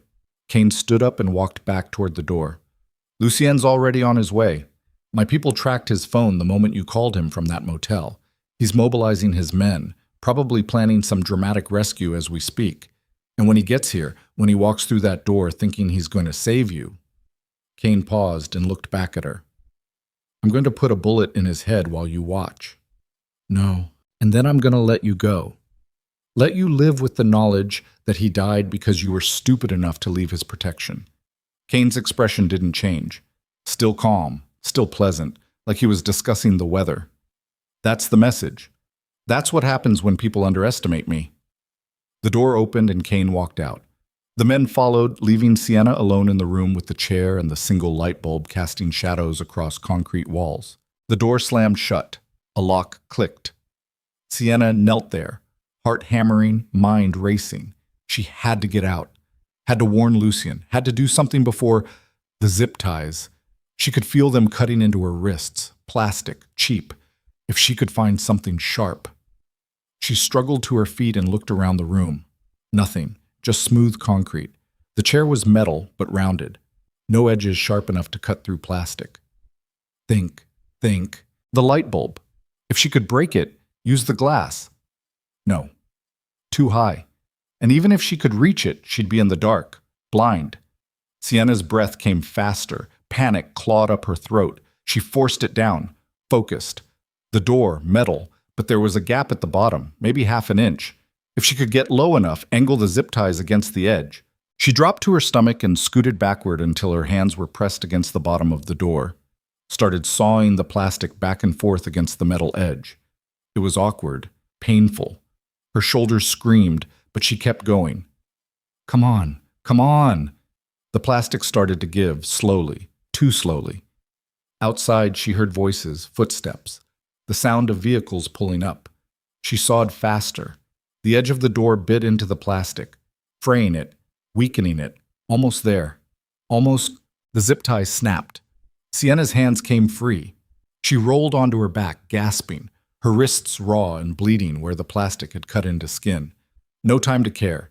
She scrambled to her feet and ran to the door, pressed her ear against it, listening. More voices, commands being shouted, the metallic click of weapons being loaded. They were preparing for Lucien's arrival. Sienna looked around the room again. Still nothing. No weapon, no other exit. Just her and 4 concrete walls and a door she couldn't open from the inside. She was trapped, and Lucien was walking straight into an ambush. Bosh! The explosion came 20 minutes later. Sienna was sitting against the wall, trying to formulate any kind of plan, when the whole building shook. Dust rained down from the ceiling. The light bulb swayed wildly. Gunfire erupted outside. Rapid, overlapping, the sound of automatic weapons tearing through the night. Sienna pressed herself flat against the wall farthest from the door. Her heart was trying to punch through her ribs. This was it.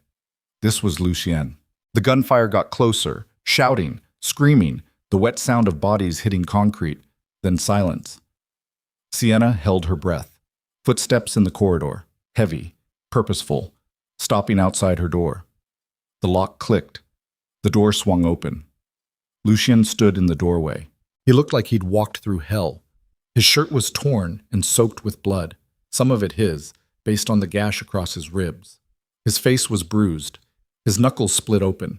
He was holding a gun in one hand, still smoking, but his eyes, when they landed on Sienna, went from cold and lethal to something else entirely. You're alive. It wasn't a question, more like a prayer answered. Sienna tried to stand, but her legs wouldn't hold her. Lucien crossed the room in 3 strides and dropped to his knees beside her, set the gun down, reached for her face with hands that were shaking. Are you hurt? I'm fine. You're bleeding. I'm fine, she said again, her voice cracked. Lucien, it's a trap. Kane's waiting for you. I know. Then why did you come? He looked at her like she'd asked the stupidest question in the world. Because you're here. Before she could respond, more gunfire erupted somewhere deeper in the building. Lucien grabbed his gun and stood, pulling Sienna up with him. We need to move. Now! He pulled her toward the door. They stepped into the corridor and Sienna's stomach lurched. Bodies, 4 of them. Kane's men. All dead. All bleeding out onto concrete that was already stained dark. Lucien kept moving like he didn't even see them. They reached the end of the corridor and he stopped, holding up one hand. Sienna pressed herself against the wall beside him. Her heart was hammering so hard she could barely hear anything else. Lucien leaned around the corner, gun raised, assessed, then pulled back. 6 men in the main room. Kane's probably in the back office. We go left. There's an exit through the loading bay. What about Kane? What about him? You're just going to leave him? Lucien looked at her. My priority is getting you out alive. Everything else can wait. He'll come after us. Let him. I'll deal with it later. Lucien, Sienna. He grabbed her face with his free hand. I'm not here for revenge. I'm not here to win. I'm here for you. That's it. Now we're leaving. He started to move, but Sienna grabbed his arm. Wait. We don't have time. He told me his plan. He wants you to come for me. Wants to kill you in front of me as a message. If we run, he'll just try again and again until one of you is dead. Lucien's jaw tightened. Then we make sure it's him. How? By doing what he doesn't expect. Lucien looked back toward the main room. He thinks I'll be emotional, reckless, charging in to save you without thinking. So we flip it. You stay hidden. I draw him out. And when he's exposed, you kill him. Yes. Sienna's throat tightened. What if something goes wrong? Then you run. There's a black SUV outside. Keys are in it. You drive until you hit the highway, and you don't stop until you're in another state. I'm not leaving you. Yes, you are. His grip on her face tightened. If this goes bad, you run. Promise me. Lucien, promise me. Sienna stared into his eyes, saw the desperation there, the fear, not for himself, for her. I promise. It was a lie. They both knew it. Lucien pressed his forehead against hers for one brief second, then pulled back and checked his gun.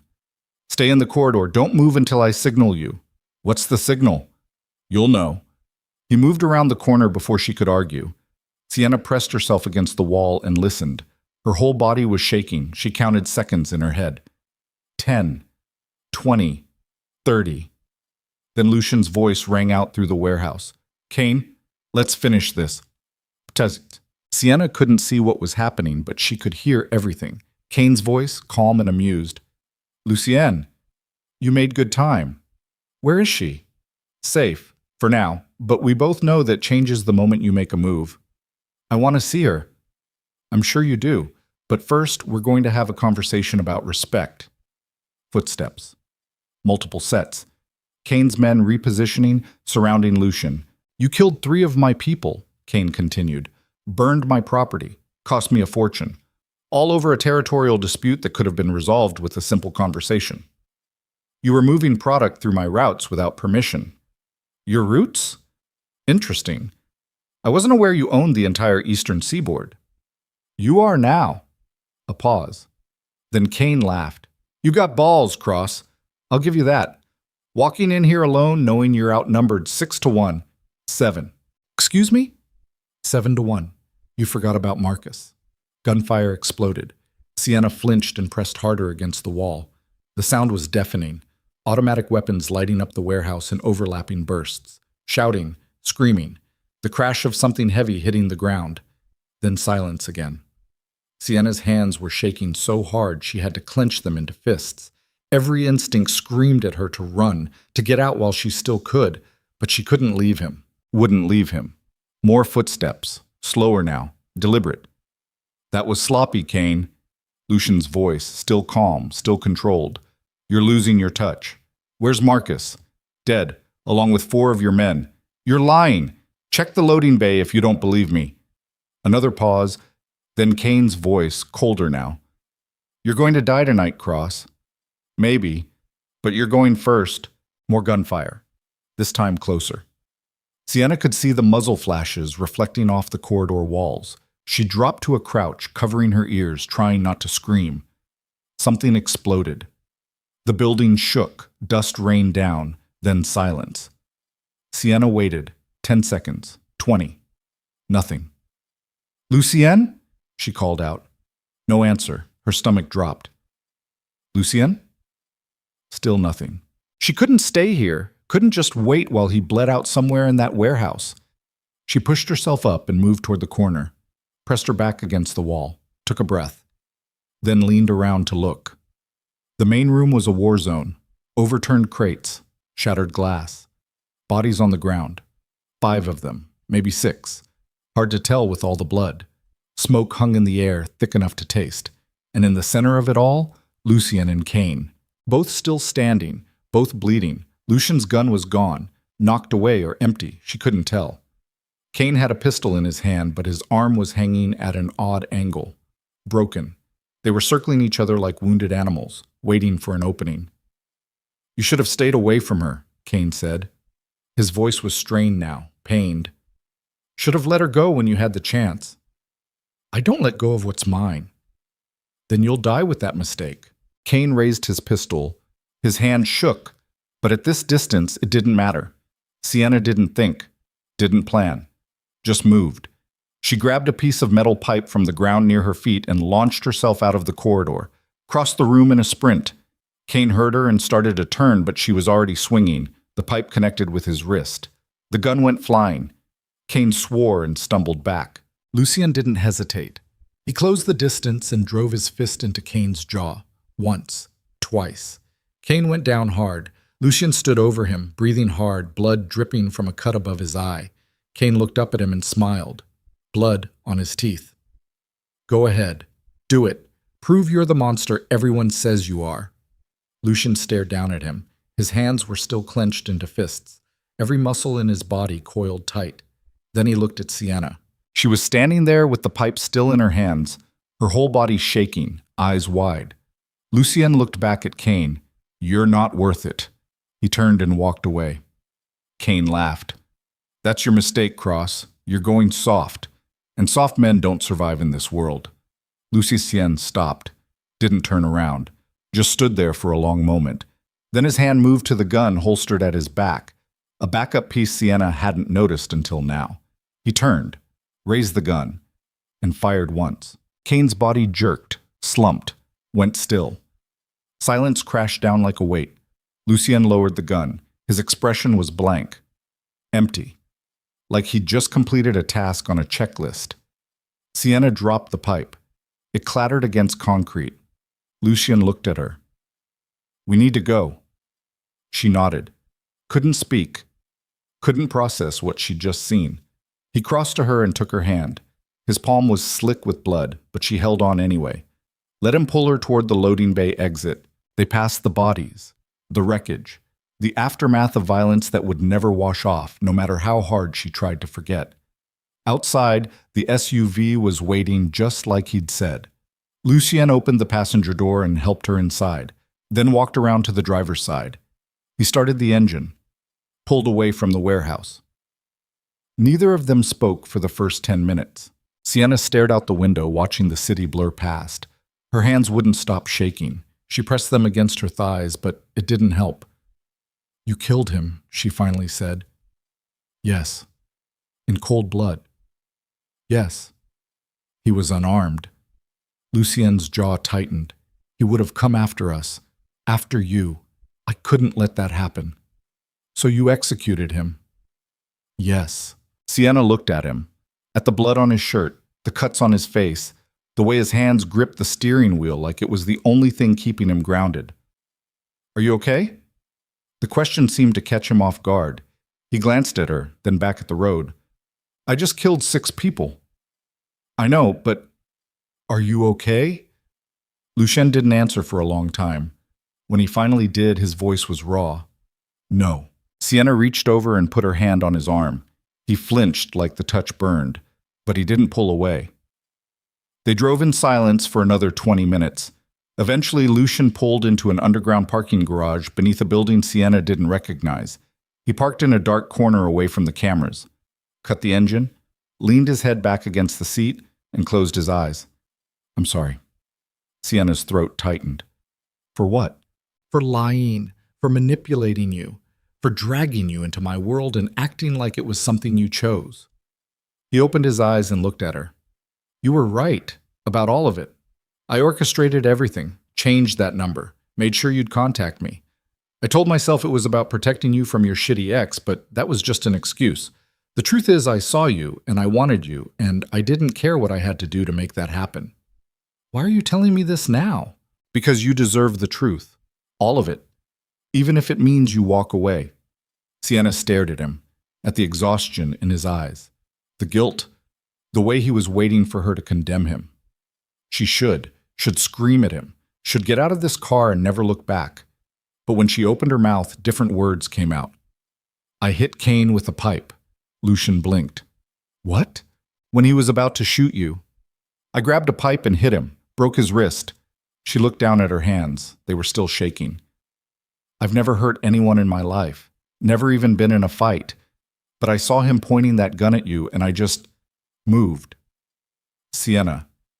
So maybe you're not the only one who's broken. She looked up at him. Maybe we're both just people who make terrible decisions and hurt each other and can't figure out how to stop. Lucian reached over and cupped her face. His thumb brushed across her cheekbone. I love you, he said quietly. That's the one thing I didn't lie about. I know. Do you love me? Sienna's breath caught. It was the question she'd been avoiding since the moment she walked out of his penthouse. The question she didn't want to answer because the answer terrified her. Yes. The word came out broken, honest. Even after everything? Especially after everything. Lucien leaned forward and pressed his forehead against hers. His eyes closed.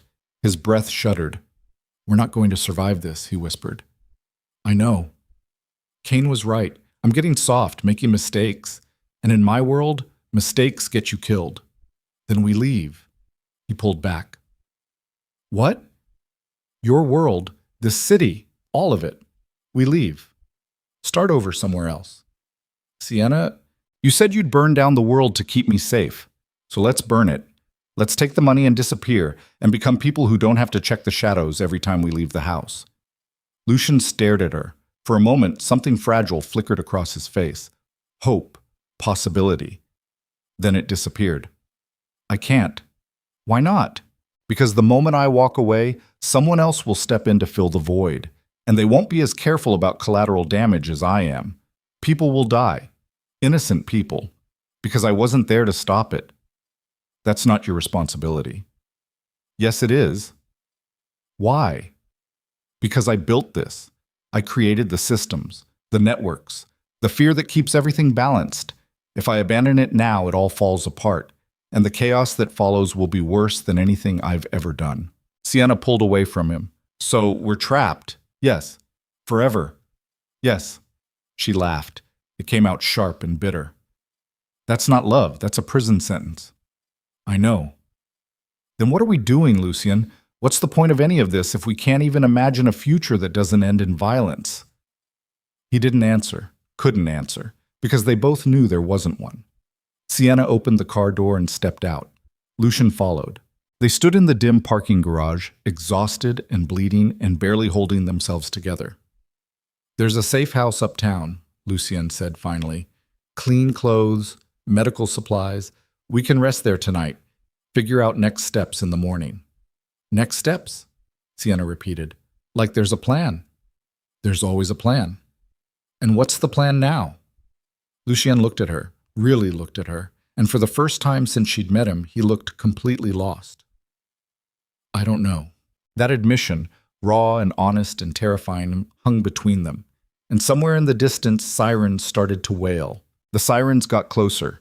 Lucien grabbed Sienna's hand and pulled her toward the stairwell at the far end of the parking garage. They climbed 3 floors in silence, their footsteps echoing off concrete walls. At the top, Lucien pushed through a heavy door, and they emerged into a narrow alley behind the building. A car was waiting, not the SUV, something smaller, nondescript, a sedan that could blend into traffic without drawing attention. Get in, Lucien said. Sienna slid into the passenger seat. Her whole body ached. Her wrists were raw from the zip ties. Her shoulder throbbed where it had slammed against the van's wheel well. But the physical pain was nothing compared to the weight pressing down on her chest. She'd watched Lucien kill a man in cold blood. And the worst part was she didn't feel horror, didn't feel disgust. She felt relief. Lucien drove through the city streets with practiced precision, not speeding, not drawing attention, just another car in the endless stream of headlights cutting through the darkness. Where are we going? Sienna asked. Somewhere they won't look.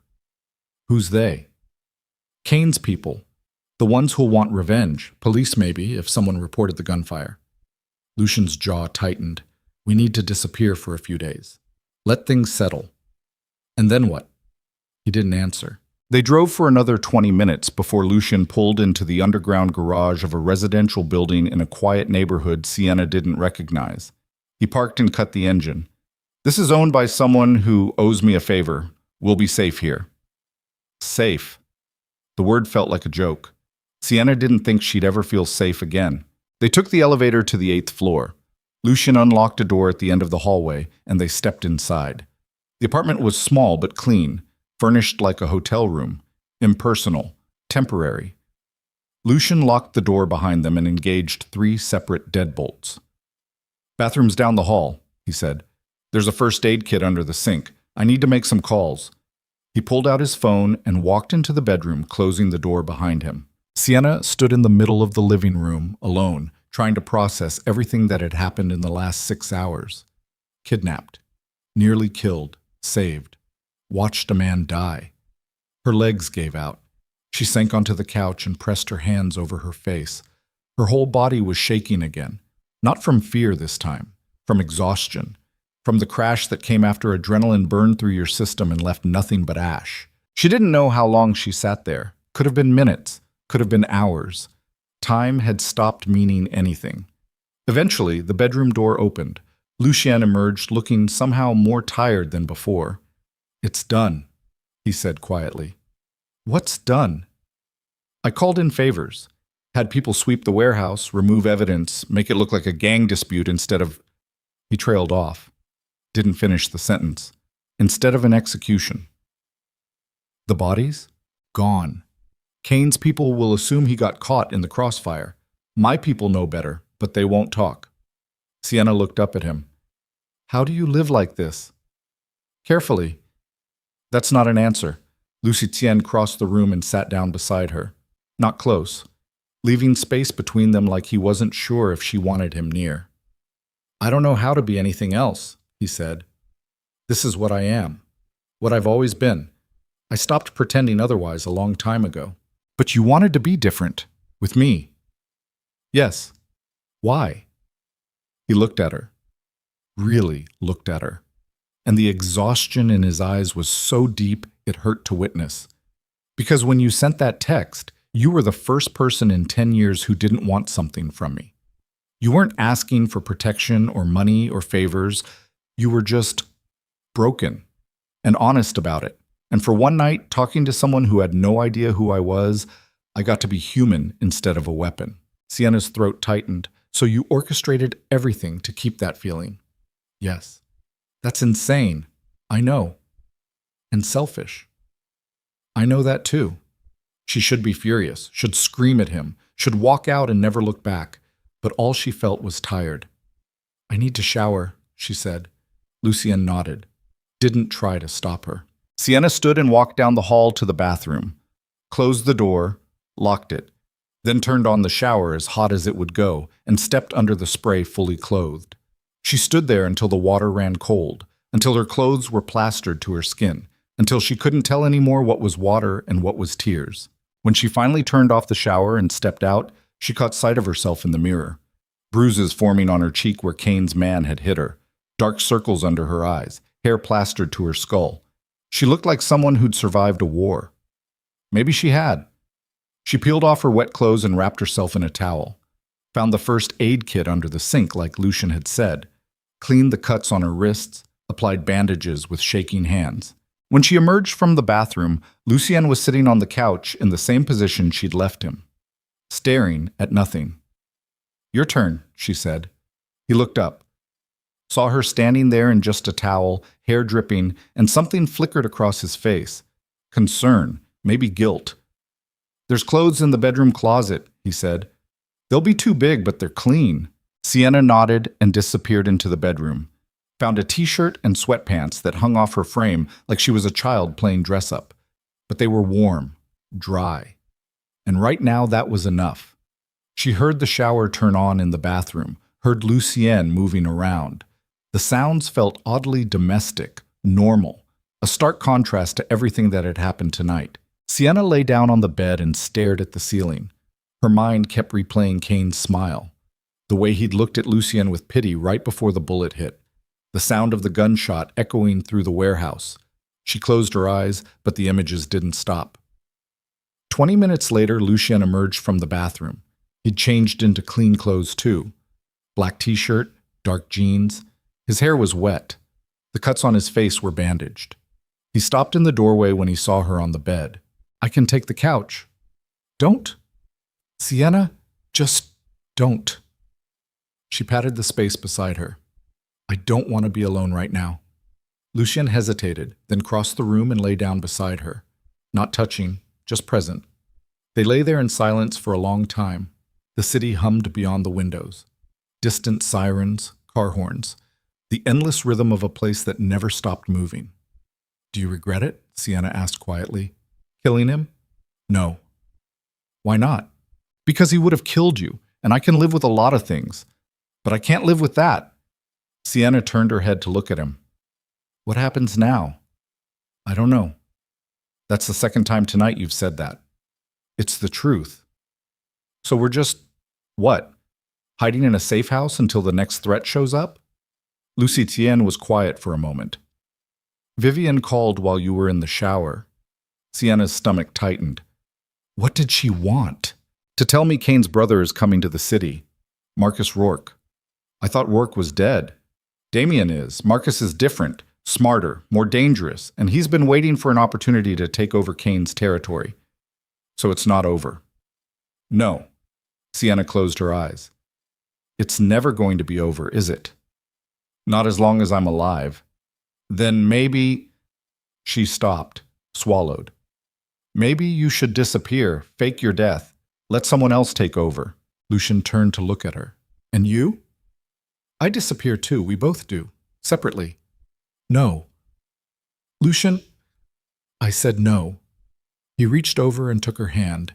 His palm was warm against hers. I'm not losing you, not like that. You might not have a choice. There's always a choice. Is there? Sienna's voice cracked. Because from where I'm sitting, it looks like we're trapped. You can't leave because people will die. I can't stay because I'll get you killed, so what's left? Lucien didn't answer. Couldn't answer, because they both knew she was right. The silence stretched between them, heavy and suffocating. Finally, Sienna spoke again.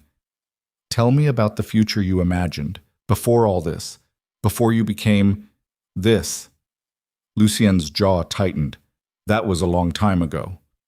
I don't care. Tell me anyway. He was quiet for so long she thought he wouldn't answer.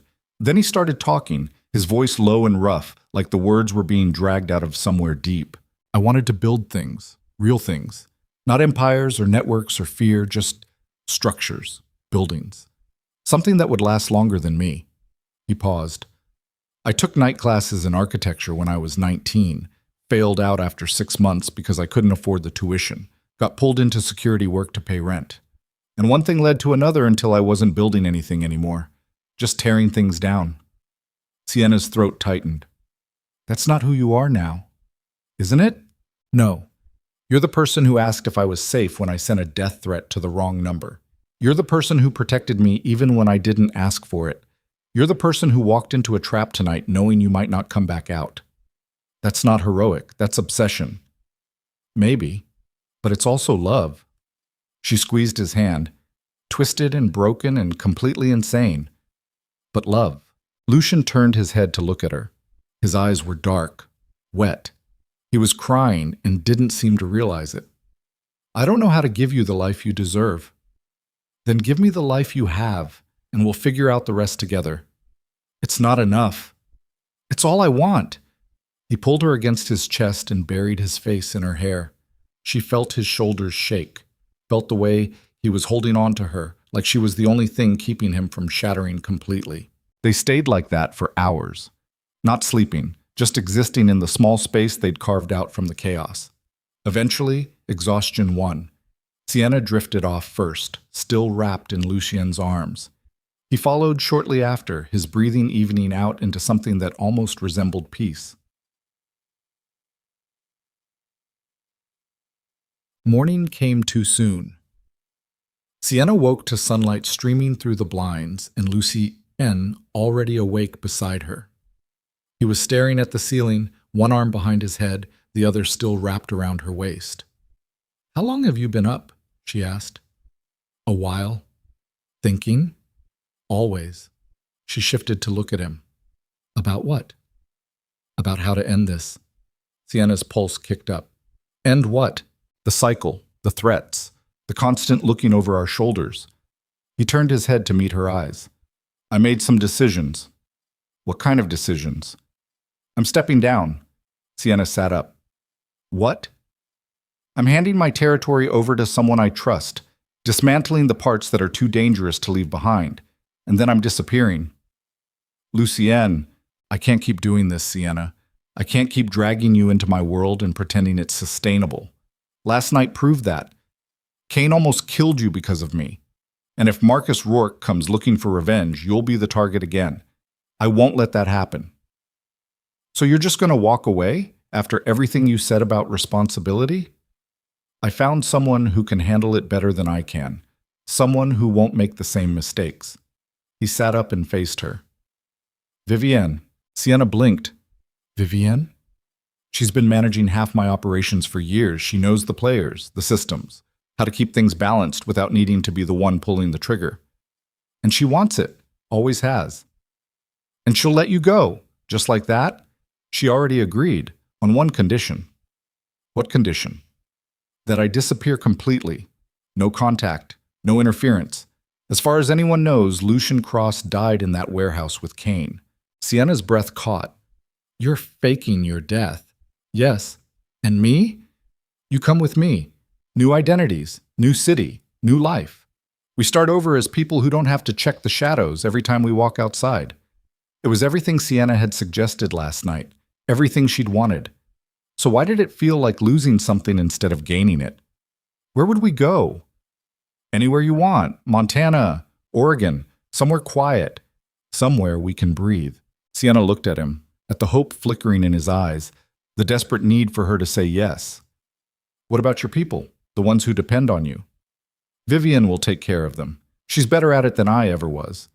And if someone comes looking for us, they won't, because as far as the world knows, we're dead. Sienna's mind raced. This was it, the exit she'd been searching for, the chance to walk away from all of it and become someone new. But something didn't sit right. When do we leave? Tonight.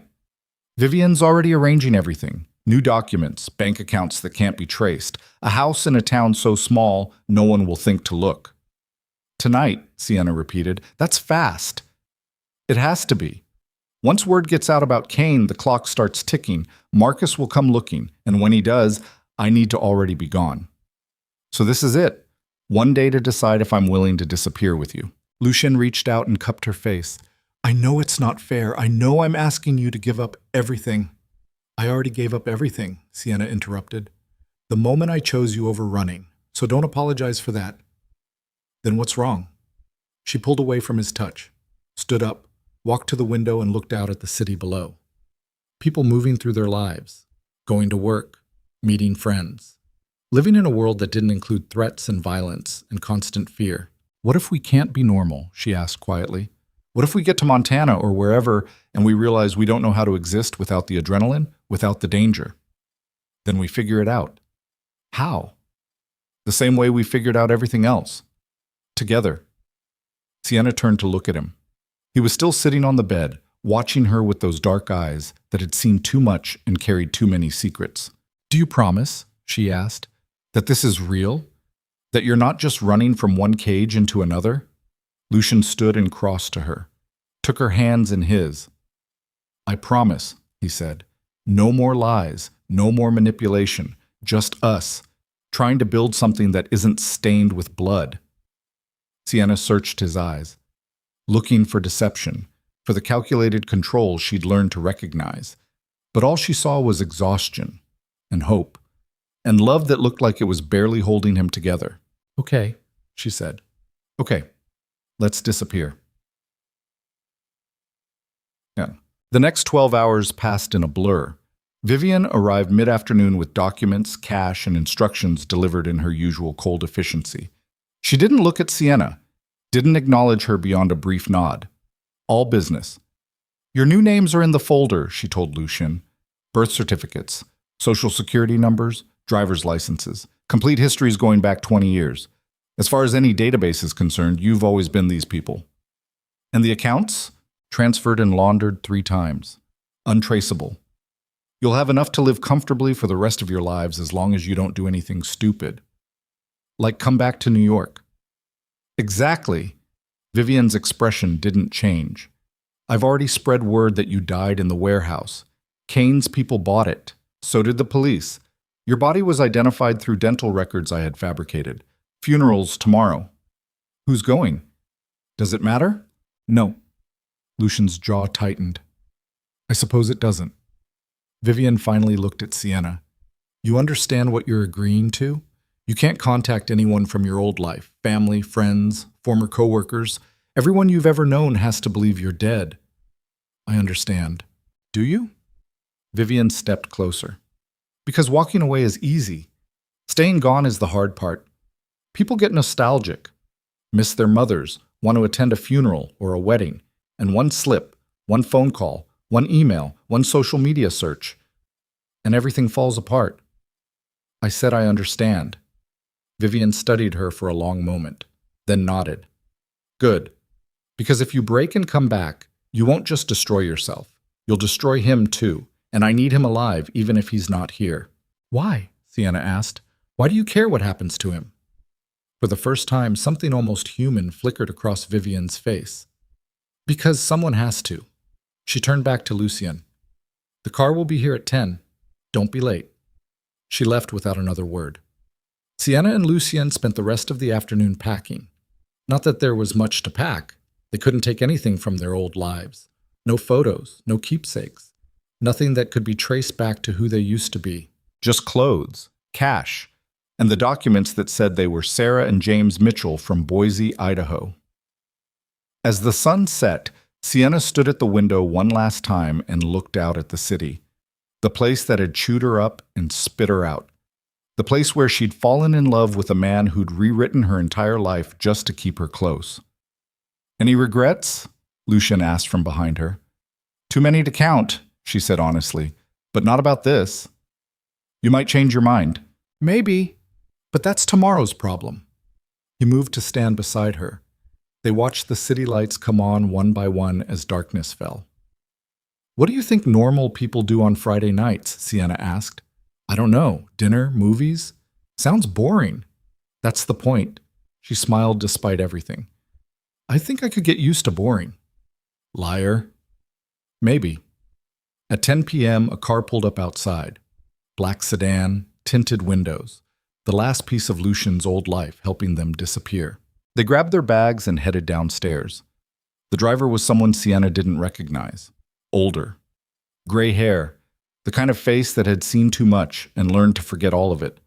He drove them to a private airstrip outside the city. A small plane was waiting.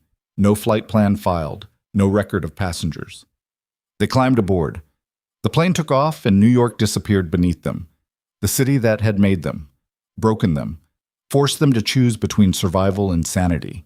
Sienna leaned her head against the window and watched until the lights were just aglow on the horizon, then closed her eyes. Lucien took her hand. They didn't speak for the entire flight. 3 months later, Sienna stood in the kitchen of a small house in rural Montana, making coffee while morning light streamed through windows that overlooked mountains instead of skyscrapers. The house was nothing like Lucien's penthouse. Small, one story. Wood floors that creaked, a porch that wrapped around the front, the kind of place where neighbors waved when they drove past, and no one asked too many questions. James, she still had to remind herself to call him James, not Lucien, was outside chopping wood. She could hear the steady rhythm of the axe hitting timber, see him through the window, sleeves rolled up, moving with that same controlled precision he'd always had. He looked different now. Longer hair, beard growing in. No expensive suits, just jeans and flannel and work boots worn down at the heels. He looked almost normal. Almost. Sienna poured 2 cups of coffee and walked outside. The air was cold. Clean. So different from the exhaust and noise of New York that sometimes she still woke up disoriented, forgetting where she was. Coffee, she said, holding out a cup. James, Lucien, set down the axe and took it. Thanks. They stood on the porch, drinking in comfortable silence. This was their routine now. Morning coffee, chores, long walks where they didn't have to check over their shoulders. Evenings cooking dinner together in a kitchen that smelled like garlic and rosemary instead of takeout boxes. It was quiet. It was simple. It was everything they'd never had before. "Do you miss it?" Sienna asked. "Sometimes." "What parts?" "The certainty. Always knowing what needed to be done. Who needed to be stopped."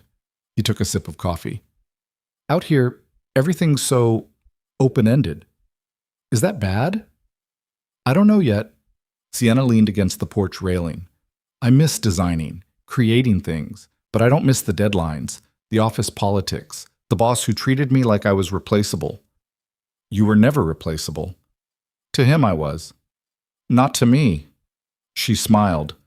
"No, not to you." A truck rumbled past on the road below. Their neighbor, an older man named Frank who ran a small ranch, waved. They waved back. This was their life now, small interactions, friendly waves, existing in a world where violence was something that happened on the news, not in their living room. "Sarah got mail," James said, using her new name like he was still getting used to the shape of it. "Bank statement, utility bill, and something from the library." "The library? You put your name on a wait list for some book." "It's in." Sienna's chest tightened. She'd almost forgotten. 3 weeks ago, she'd wandered into the tiny town library and browsed the shelves like a person with time to waste. Had put her name down for a thriller without thinking twice about it. Such a normal thing. Such a small, insignificant detail of a life that didn't include looking over her shoulder. "I'll pick it up tomorrow," she said. "I'll come with you." "You don't have to." "I want to." They finished their coffee as the sun climbed higher. The mountains glowed gold.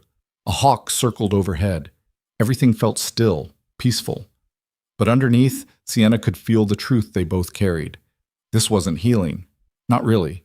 It was just distance, space from the wounds, and she didn't know if that was the same thing as getting better. "Do you think we'll ever stop waiting for it to fall apart?" she asked quietly. James set his cup down on the railing. Didn't answer right away. When he did, his voice was honest in a way that still surprised her. "No. I think we'll spend the rest of our lives half expecting someone to walk through that door with a gun. But maybe that's okay. Maybe that's just what survival looks like after everything we've been through." "That's bleak." "It's realistic." Sienna turned to look at him. "Do you regret it, leaving?" "I regret what it cost you, the life you could have had if you'd never sent that text." "That's not what I asked." He reached out and tucked a strand of hair behind her ear. The gesture was gentle, familiar. The same one he'd done 100 times before in a different life. "No," he said. "I don't regret leaving. I regret that it took me so long to choose you over everything else." Sienna's throat tightened. "I'm glad you finally did." "Me too."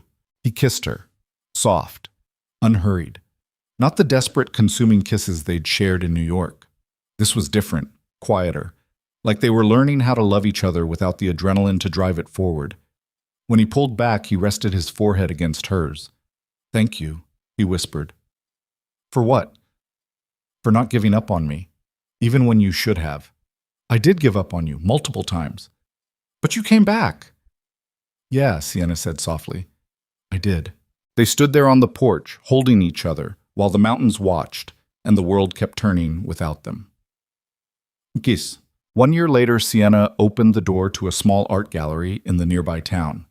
It wasn't New York, wasn't prestigious or cutting edge or connected to any of the names that mattered in the design world. Just a local space run by a woman named Patricia who believed in giving unknown artists a chance. But the walls were covered in Sienna's work. Designs she'd created over the last year, not commercial, not for clients, just art. The things she'd always wanted to make but never had time for when she was trying to pay rent and keep a job she hated. James stood beside her, wearing a suit for the first time since they'd left New York. He looked uncomfortable in it, kept tugging at the collar. "You didn't have to dress up," Sienna said. "Yes, I did. This is important. It's a local gallery in a town with 3,000 people." "It's your gallery. That makes it important." People started filtering in, neighbors, strangers, Patricia's friends. They wandered through the space, studying the pieces, making polite conversation. Sienna felt exposed, vulnerable in a way that had nothing to do with physical danger. These weren't logos or corporate designs hidden behind brand identities.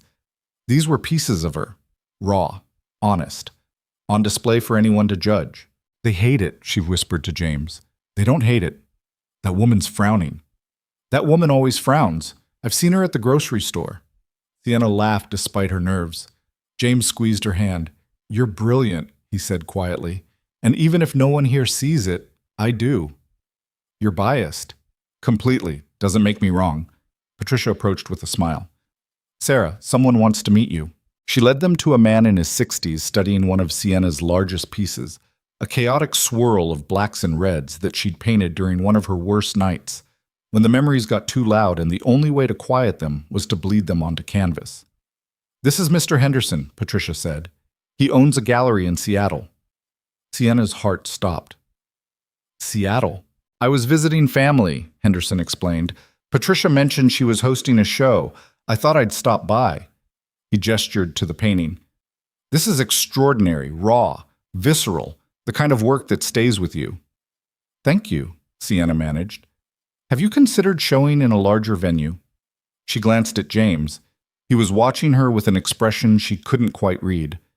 I haven't thought about it. You should. I'd be interested in featuring your work, if you're open to it. He handed her a card.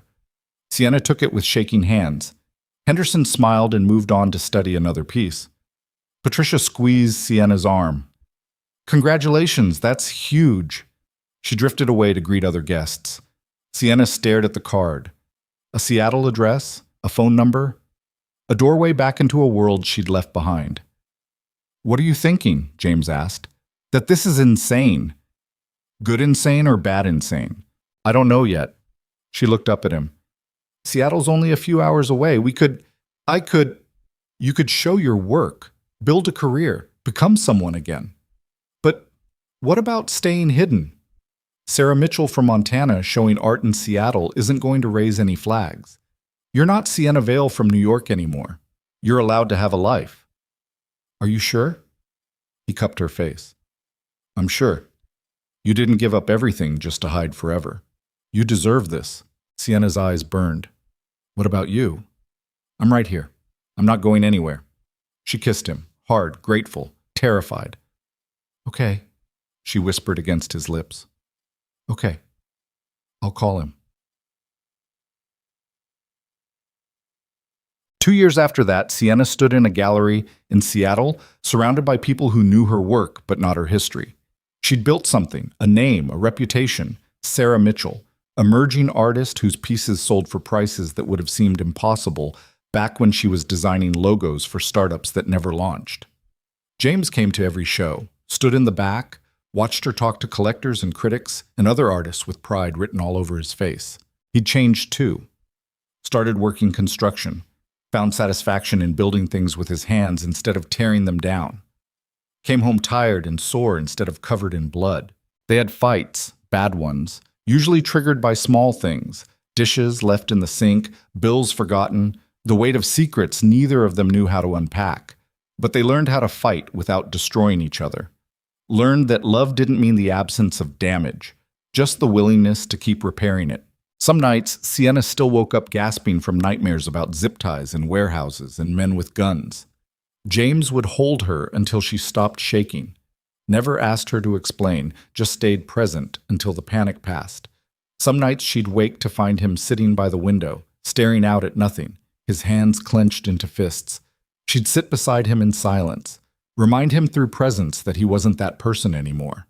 They were healing, slowly, imperfectly, but healing. Mchesi. 5 years after leaving New York, Sienna received a letter. No return address. Just her name, or her new name, but written in elegant script on expensive stationery. She opened it with shaking hands. Inside was a single sentence. He's gone. You're free. No signature. But Sienna knew who it was from. Vivian. Marcus Rourke was dead. The last threat. The final person who might have come looking for them. Gone. Sienna showed the letter to James that evening while they sat on the porch watching the sunset paint the mountains in shades of amber and gold. He read it twice, then set it down on the table between them. How do you feel? He asked. I don't know. Relieved? Scared? Like maybe now we can stop waiting for the other shoe to drop. Or like we just lost the last excuse to keep running. Sienna looked at him. Do you want to go back? To New York? To that life? James was quiet for a long time, staring out at the mountains, the sky. The endless expanse of land that held no threats and no memories except the ones they'd built together. No, he said finally. I don't want to go back.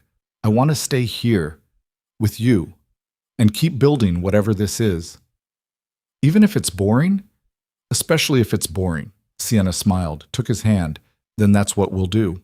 They sat there as the sun disappeared and the stars came out one by one. The same stars that had watched them fall apart in New York. Watched them choose each other over survival. Watched them learn how to be human again. Do you ever think about that night? Sienna asked. The text, the wrong number. How different everything would be if I double-checked before sending. Every day. Do you wish I had? James turned to look at her. His eyes were softer now, less haunted, but still carrying the weight of everything they'd survived. No, he said, because then I never would have known you, and that would have been the real tragedy. Sienna's throat tightened. We almost destroyed each other. But we didn't. We came close. Close doesn't count. She leaned her head on his shoulder, felt his arm wrap around her, solid, present, real. I love you, she said, even though you're a manipulative bastard who orchestrated our entire relationship. I love you too, he replied, even though you're reckless enough to fall for someone like me. They sat there in comfortable silence while the night settled around them. Inside the house, dinner was waiting. The fireplace was lit. Their life, small and quiet and imperfect, was waiting. It wasn't the future Sienna had imagined 5 years ago, when she'd been sitting on her apartment floor with mascara running down her face and a broken heart in her chest. But it was real, and it was theirs. And maybe that was enough. Patient. 10 years after the wrong number, Sienna and James sat in their living room on a winter evening with snow falling softly outside the windows. Gray had crept into James's hair. Lines had deepened around Sienna's eyes. They looked older, worn, but also lighter, like they'd finally put down weights they'd been carrying for too long. Read it again, James said. Sienna picked up the article from the coffee table, a piece in an art magazine about her latest exhibition. The headline read, Sarah Mitchell, Finding Beauty in Chaos. She read the final paragraph aloud. Mitchell's work speaks to the resilience of the human spirit.